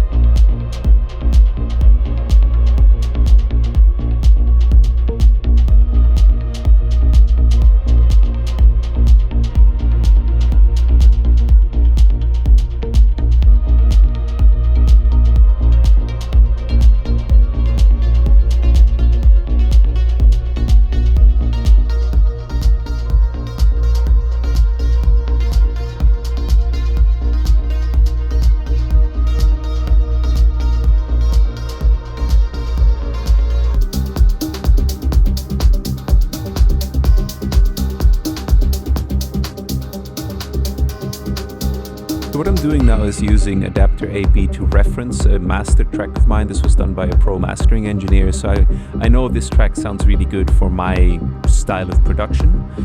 And so I wanted to check the track that I'm working on against this.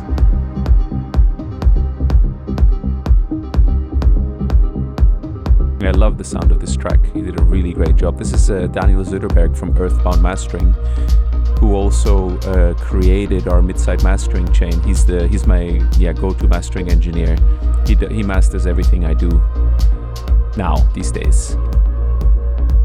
Yeah, after he sent me the master for that Sanook track, which I actually made on a laptop in Thailand using the Infinity Bundle, I was like, wow, okay, you're the guy, you're the one.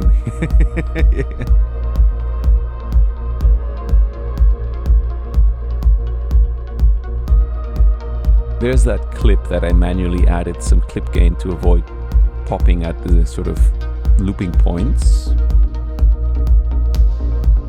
And that pink one is actually the full version that has the harmonic kind of changes in it. We're looking at now.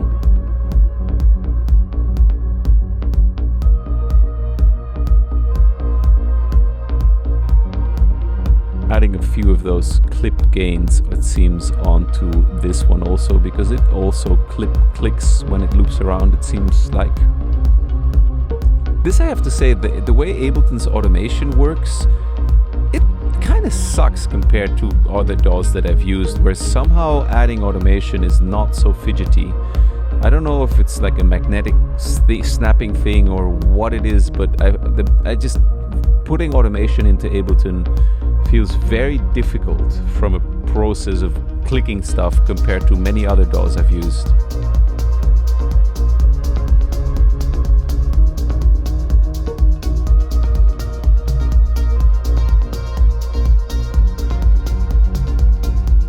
Maybe I should clarify that a bit. What I mean with very difficult is that it somehow doesn't react the way you would expect it. It's not like a smooth process to draw in automation. It's like always, I don't know, tell me if I'm wrong with this. If you're, you know, if you agree, then put it in the comments. I just remember, for example, Cubase dragging in automation was way easier. It didn't snap in all the wrong places. I mean, it works. I mean, Ableton is amazing. It's a super cool DAW, but that's one of the things about it that I think are not amazingly done. Still working on those clicks, unfortunately. But yeah, that's the stuff that later on in the mix can really be very distracting and annoying. I think the click is at the beginning of that clip because, yeah, that's another thing. Like if you're working on automation and you click something that the automation changes to whatever you last clicked, it's kind of cool, but not always. Where's the AI that's going to finally figure out to help us in doing these things so that it responds dynamically to our actions? The reason this is clicking is because I think the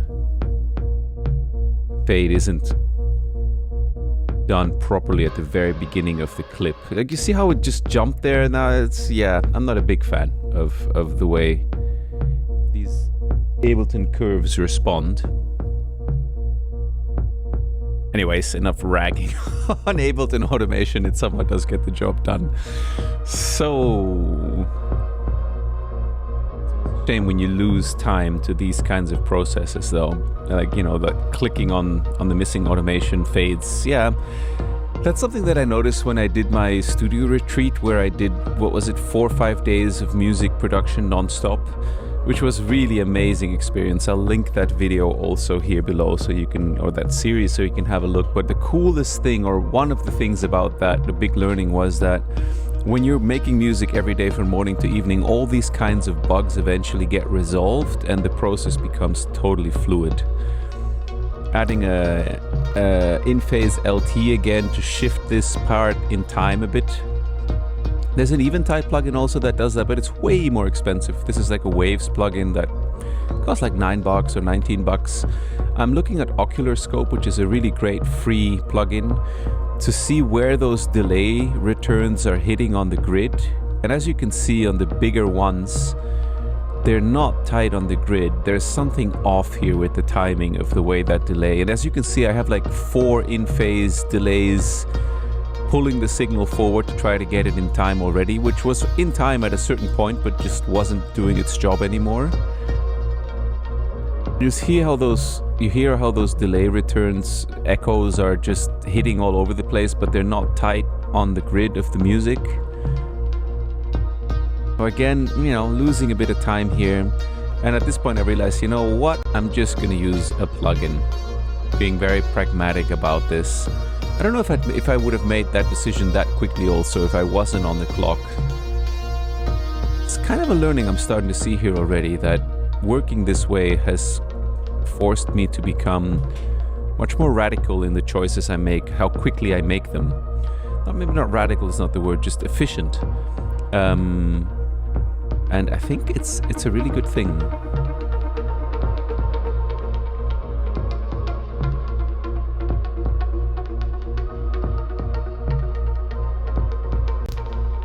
Removing that, because somehow even if plugins are bypassed that cause latency or actually send loops to external devices, they cause latency when they're switched off also, which is, I guess, kind of logical, but a bit of a shame. And now this delay is tight.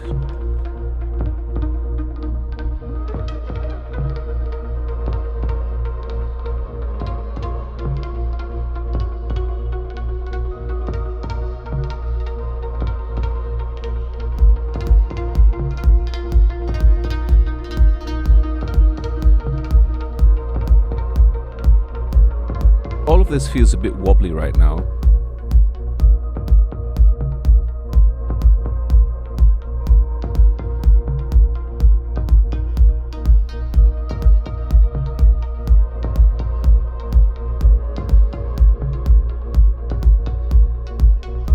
It seems like something's messed up with that bus or those buses. So I've decided to move it over to the actual instrument channel, let's call it like the track, rather than a send.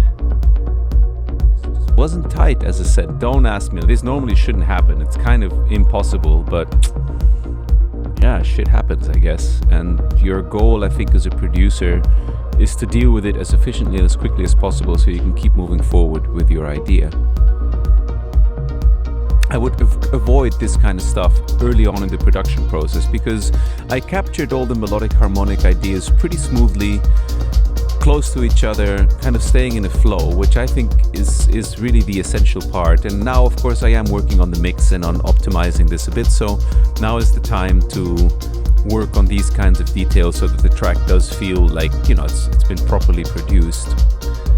I mean, given the constraint I have with the time, let's see, you know, how far I get. And I'm very curious on your take on this, you know, under the video in the comments or, you know, anything like that.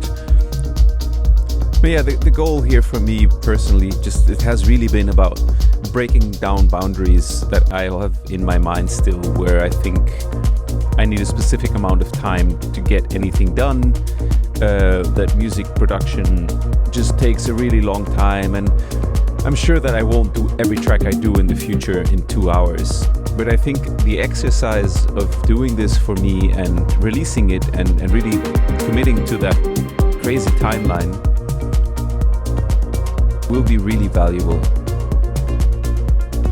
So I was A/B referencing the loudness of this track now compared, and the frequency content compared to the reference. There you see the amazing mid-side mastering chain that Daniel Söderberg has done.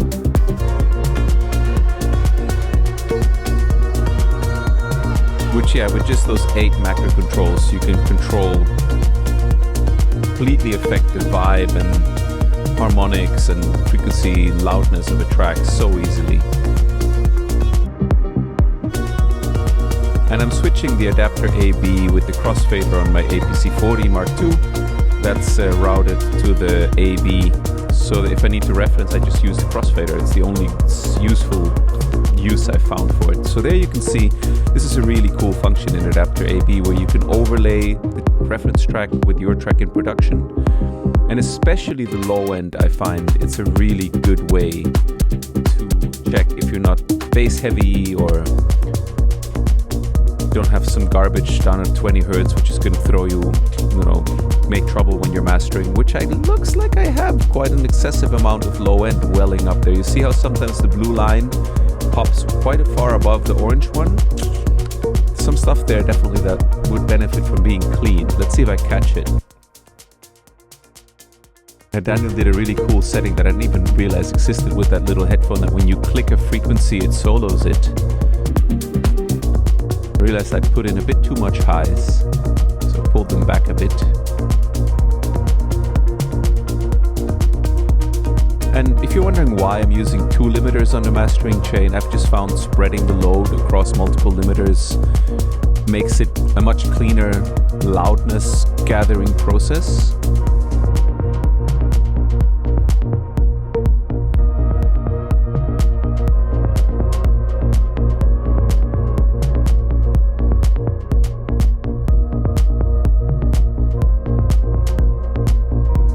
I was doing some tweaks to that snare delay return, checking the loops that I have disposable for this track. Coming up on 1 hour and 40 minutes.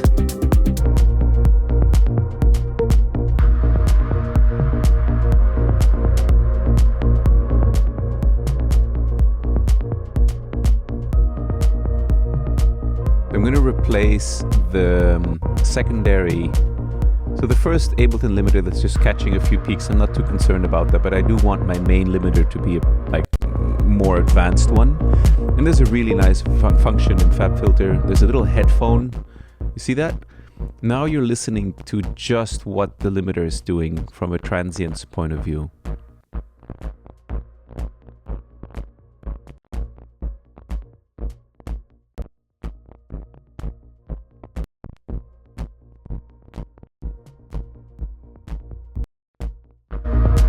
So I always try to look for one that feels the most musical and is doing the least amount of damage.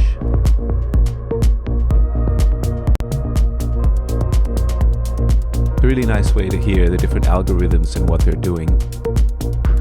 So yeah, that's my mastering bus. All my mastering stuff is inserted on that, and then that gets routed to the main output, which means when I'm referencing stuff on adapter AB, I'm hearing things at equal loudness. I'm basically hearing how my track compares fully mixed and mastered against a known reference.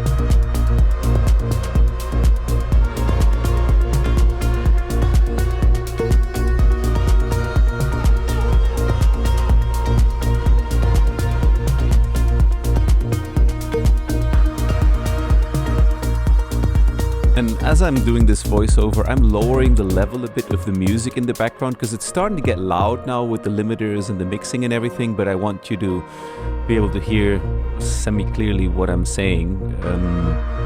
So we will listen, of course, to the track at full volume at the end. But just if you're wondering, why doesn't it sound louder now that he's got the Fabfilter limiter on it? It definitely does. But I turned down the playback a bit, or the music a bit, so that this video or the voiceover is still intelligible. I'm going over now to checking things kind of on the signal spectrum analyzer, which is also part of sort of the last steps. And I'm sure that I've noticed that there's some really crazy stuff happening in the super low end. You see those red waves all the way on the left lower part of it that are all over the place. That's, I mean, we're not like mastering for vinyl here, but still that's not a great thing. You kind of want your lows to be pretty mono, ideally. I mean, Daniel Zuderberg actually says he doesn't mind so much if, like, you know, mid-low, low stuff is a bit stereo. Since this is the first time I'm doing this, and since I know I'm going to release it, I kind of wanted to reduce as many possible factors that could turn this into something that I don't know if I would regret releasing it, but it just wouldn't sound as good as I could have gotten it. So I'm getting rid of things that I know could be problematic, just to be a bit on the safe side. But I have the intuition that as I progress in this way of working, I will end up taking probably more quick, rash decisions. Something that I've noticed now doing this voiceover is that I'm sometimes doing little mix optimizations and little tweaks to kind of make it sound more balanced, but the track sometimes loses a bit of flavor, it loses a bit of vibe when everything is perfectly balanced. Sometimes it's actually about things jumping out at you, right? So yeah, interesting to see. So it looks like it's sequencing time. We're switching over to the arrange view. I'm looking for a sequence, like something to start the track with. Looking which are the things that I want to bring in first. Okay, here we go. 1 hour 44 minutes starting the sequencing part.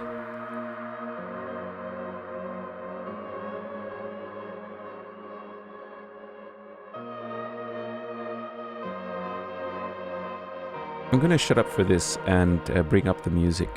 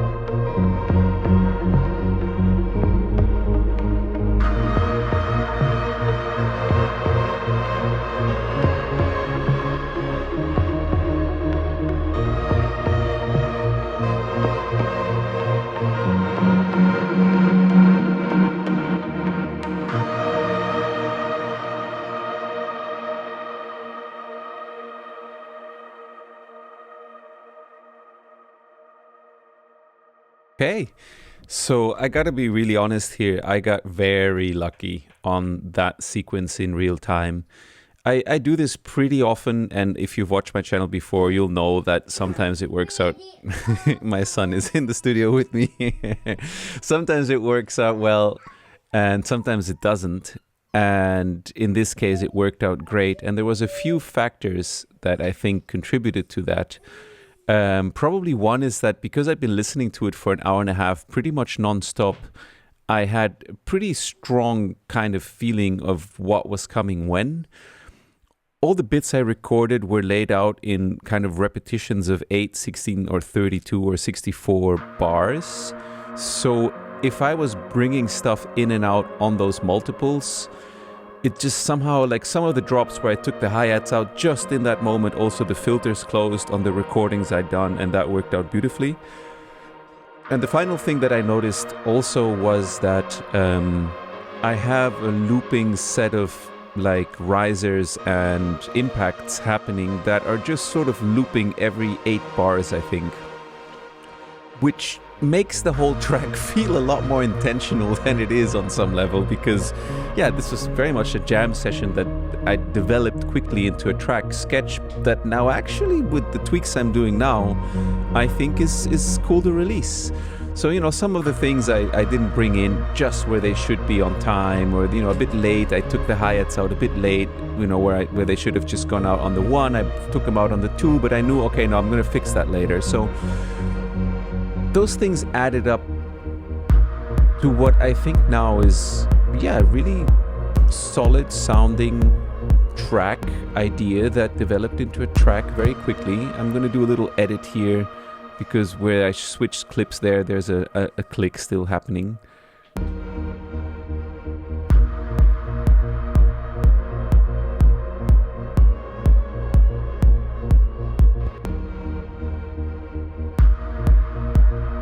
Okay, cool. So that shift from the repetitive one note clip there to the melodic, no, the other way around, from the melodic kind of harmonic one that changes in sequence to the one that's just like a groove element, is now click free.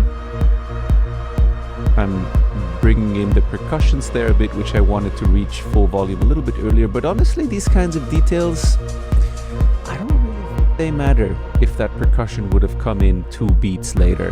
And I'm actually anyway tweaking the wrong automation, because there's nothing on that percussion track. I should be tweaking the percussion group, which is what I'm realizing now.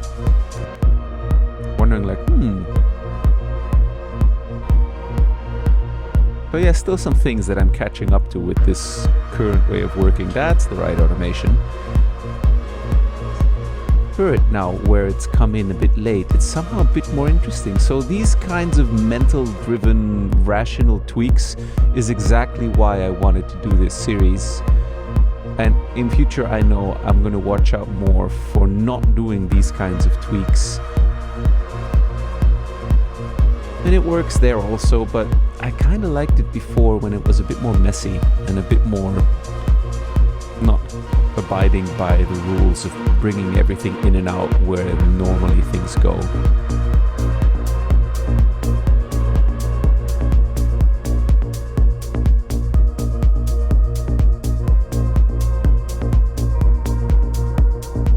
There you can see the high cut filter on the pad that I have on a dedicated rotary encoder, which makes it really easy to sync things back into the mix.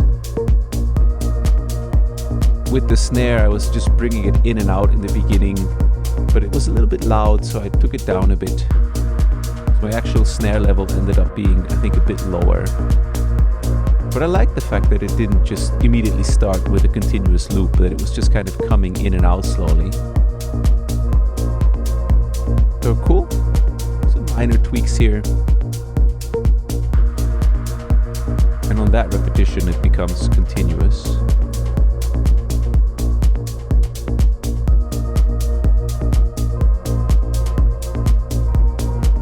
There was a bit too much delay return on that loop there, so I wanted to take that down a bit. Otherwise, I kept it very low in the mix, as you can see. probably could have automated that a bit more, maybe to keep it a bit more interesting, but I didn't manage to do that in real time while I was doing the whole other parts of the mix. And we're at 1:55, so obviously if you're seeing this video, you'll know that this took a little longer than 2 hours because I still need to master this. But it's not far off. We're gonna get through this to a release ready state in 2 hours and 17 minutes from what I can see on my timeline here.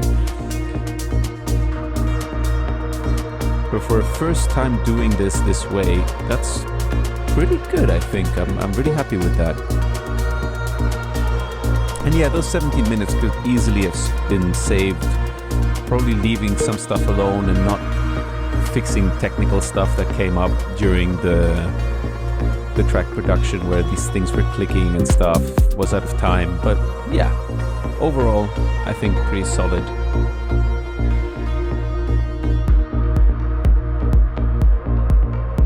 And I sincerely hope that, you know, seeing this doesn't come across like a flex, because it's not. I mean, I'm at no, how to say, I don't feel in any way like I'm a, you know, exceptional producer or musician or anything like that.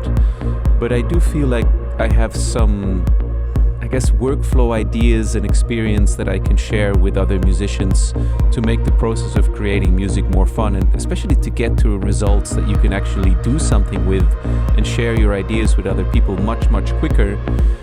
Because many of us struggle to finish tracks, and many of us have actually quit music because they just didn't find they had enough time to get to a point where they were happy with the results. So a big part of what I do at Rapid Flow is, and on my YouTube channel, is sharing as much of that knowledge and workflow approach as I can to enable others to get their ideas across. Because in the end, I think that's the part that's really interesting. All this, you know, let's call it wizardry with the lines and the automation and the mix and all that stuff, it's just a means to an end to release a piece of music, to put your art and your creativity into the world. And I think that is actually the higher goal and the much more interesting part. All this other stuff it's kind of a necessary hurdle you have to know how to navigate. And yeah, my goal with this channel and with making videos like this is to help you navigate that, maybe in a different way that hopefully, as it has for me, has brought a lot of joy back into making music and has made me realize that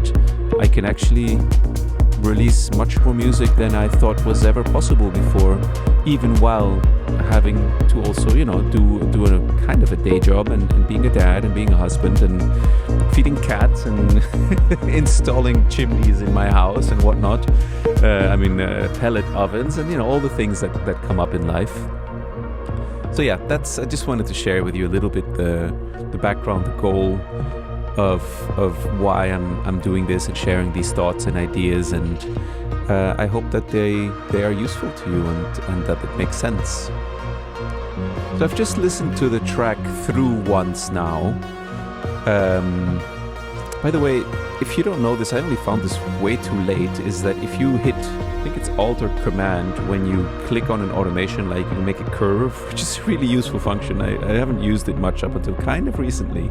So yeah, if you click on 2 points and then in between that you click with Alt or Command, I'm not entirely sure you can make a curve. So what I was saying is that I've now listened through the whole track once now to check if there was any really big errors or just stuff that sounded bad, and I didn't find anything. So from my point of view, no, that's good, that's fine. It's now in a state where this can move forward towards mastering. Looks like I'm doing a final sort of loudness matching against my reference.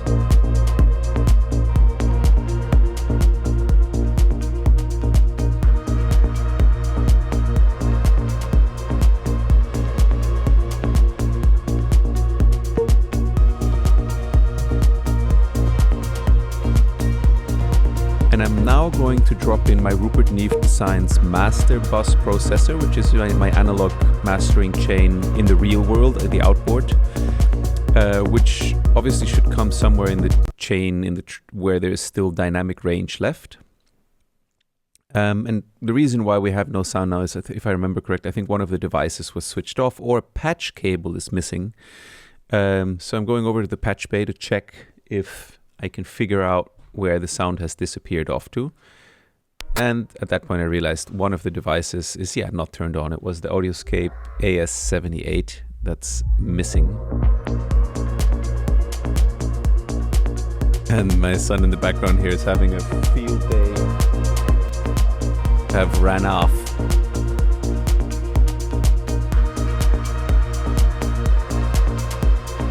We're gonna see what he's doing.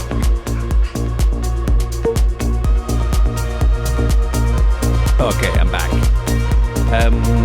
Yes, so the chain that I'm using now is the Neve Master Bus processor, and from that it's going to the Louder Than Liftoff Silver Bullet Mark II. And that has inserted in it a Food Control Systems mastering compressor. And actually before I hit all that, I'm hitting the AudioScape AS78, which is an incredible mojo adding device that I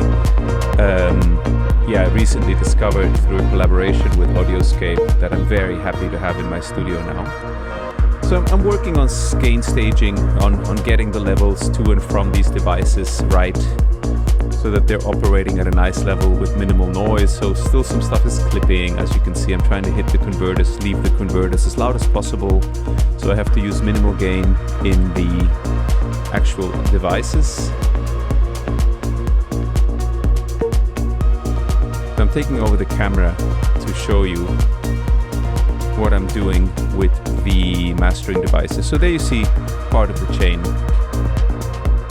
And they all have sort of their different uses. The Rupert Neve adds a sheen of what I'm working with now, of just width, and just gives everything a vibe that's amazing. The Silver Bullet I'm using mostly for some saturation and EQing. That was quick referencing. And the Rupert Neve also has compression going on in it.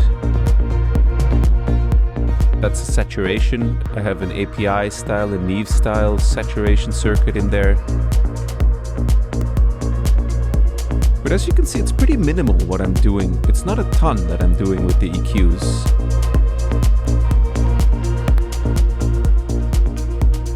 And the Silver Bullet has that FCS Food Control Systems, that very black 1HE compressor at the top inserted, which is also just doing a little bit of dynamic control. As you can see, everything is just compressing a dB or two, and that really adds up in the end to make everything feel more cohesive and loud without it feeling super compressed. Of course, having this kind of equipment is a total luxury, and took me many years to get to this point. My first album I produced entirely on a laptop with some biodynamic headphones and some creative speakers, and I had a MIDI keyboard and an EMU audio interface. Nice bouquet we have going on here. But with the years now, and also doing reviews and working with manufacturers and for manufacturers, more and more gear has sort of gathered in my studio, and of course I tremendously enjoy working with it, which is why I'm so happy to do this series now, because I'm getting a lot more use out of this gear, making stuff that's going to get released hopefully on a much more regular basis now. I sometimes find myself a bit, concerned is not the right word, but just a little bit sad that sometimes weeks pass by where I'm just doing all kinds of other stuff in my mixing position related to rapid flow and work and stuff that has to be done, and not actually using a lot of my equipment, which is a shame, especially because that's my big passion is to make music, and all the other things that have to happen are part of work, and I'm not complaining. It's an amazing work that I've created for myself, but I do want to spend more time making music, and this video series hopefully will be some sort of a combination of those things, and basically also just really force me to release music more regularly and to be in the studio more often and doing these series. So let's see if 2 hours is stretching this a bit further than the kind of typical quick content that is available on YouTube. Some of you may like it. I am trying to share as much audio information, mixing information, production, sequencing information in these as I can. Sometimes because I'm working so fast, it's not so easy to share the in-depth kind of details of the techniques that I'm using. But I am planning two things in the coming times. I'm planning to do a in-depth sort of 2-3 month program where I'm going to be teaching audio production and mixing, mastering, sequencing, composition techniques weekly to a class online with recordings and everything. That's going to be a program that's going to go for longer. And that's probably going to be happening at the beginning of next year sometime. And I'm going to be doing a like a studio intensive retreat here in Portugal sometime next year in spring or summer. Probably summer, it'll be a bit more fun if it's warm. Where I'm going to invite a handful of you to join me in Portugal and spend a couple of days, I don't know, 5 days, something like that, in the studio with me and just try to get as much inspiration and audio production knowledge into you and your music as we can in the shortest amount of possible time. So really like an intensive where hopefully by the time you leave you will know what I know and you will be able to apply all those things to your music. So yes, those things are coming up in the future. Am I forgetting? There was some other thing that I had been thinking about. Oh yeah, and I'm going to be offering one-on-one classes in the coming months. So if you want to have specific questions, just little bits that are missing in your audio production toolkit, stuff you want to discuss with me, how to set your studio up or your workflow or your devices, how to integrate them into the Rapid Flow template or anything like that, I'm going to be offering individual one-on-one classes. I haven't quite finished setting all that up because there's so much other moving pieces right now, but those are the bits of news I can share with you that are going to be coming in the next few months. Okay, so this is it. This is export time. So we're doing this in real time, obviously, because we're using external devices. And yeah, this is the final bits of this video. I made a couple of small edits here where I was navigating through my file system to respect your time as much as possible, but overall this has been real time. I haven't gone in and edited anything actually before except the loudness. So yes, this was a track in 2 hours and 8 minutes. I'm gonna stop talking again here, and I remember that my son actually came into the studio here at this point and is gonna be running around. So I'm gonna blend out a part of the screen. There you see him coming in so that he's not visible online, which is something that we both, me and my wife, avoid. But yes, I want to say thank you for hanging in there with me and watching this whole process, and I hope you get something out of it. Of course, I'll put the link to this release under this video so you can check out the finished track. And yes, I should point out that I actually went ahead and I have put this version as you're hearing it now, so basically my master in the description, but I did send a mix down to Daniel Zuderberg of Earthbound Mastering, and he mastered the track professionally because I wanted to give it really its best shot at seeing how close we can get to a proper track in 2 hours. And because I actually really liked what came out and I wanted it to be well mastered, and also to avoid any potential mistakes that I'd done in the kind of quickness of getting this track done. So what you hear on the streaming services is the track as it was mastered at Earthbound Mastering, and I've put my master below it so you can actually compare. It's very interesting, I think, always to hear the difference between sort of what you can do in mastering quickly or what I have done in mastering and what a professional mastering engineer can do with their tools in their room and their ears and experience. So yes, this has been Fast Track, the first installment, what do you call it, the first episode in what I hope will be a long series of regular releases. I hope this has been of use to you and that you've picked up some new ideas and potentially production tips and workflows. As I've said, we offer everything you need to do this workflow over on rapidflow.shop. We have the basic RapidFlow template, which is mostly just the workflow. And then we have the Infinity Bundle, which comes with a lot of the sounds that I use today, like the kicks, the snares, the shakers, not the loops, but the individual hits is all in there, as well as a more advanced live performance effects section. And if you want to get everything as you've seen it in this video, you would also need the mid-side mastering chain, which is a separate product, also available on rapidflow.shop. But you can also roll your own, so whatever works. These concepts are not relying on any specific technology. So let's have a final listen to this track. Thank you very much for supporting my channel and everything that I do. It's a pleasure to share this with you. I hope you have a great time in the studio, and I'll see you on the next video. Take it easy. Bye-bye.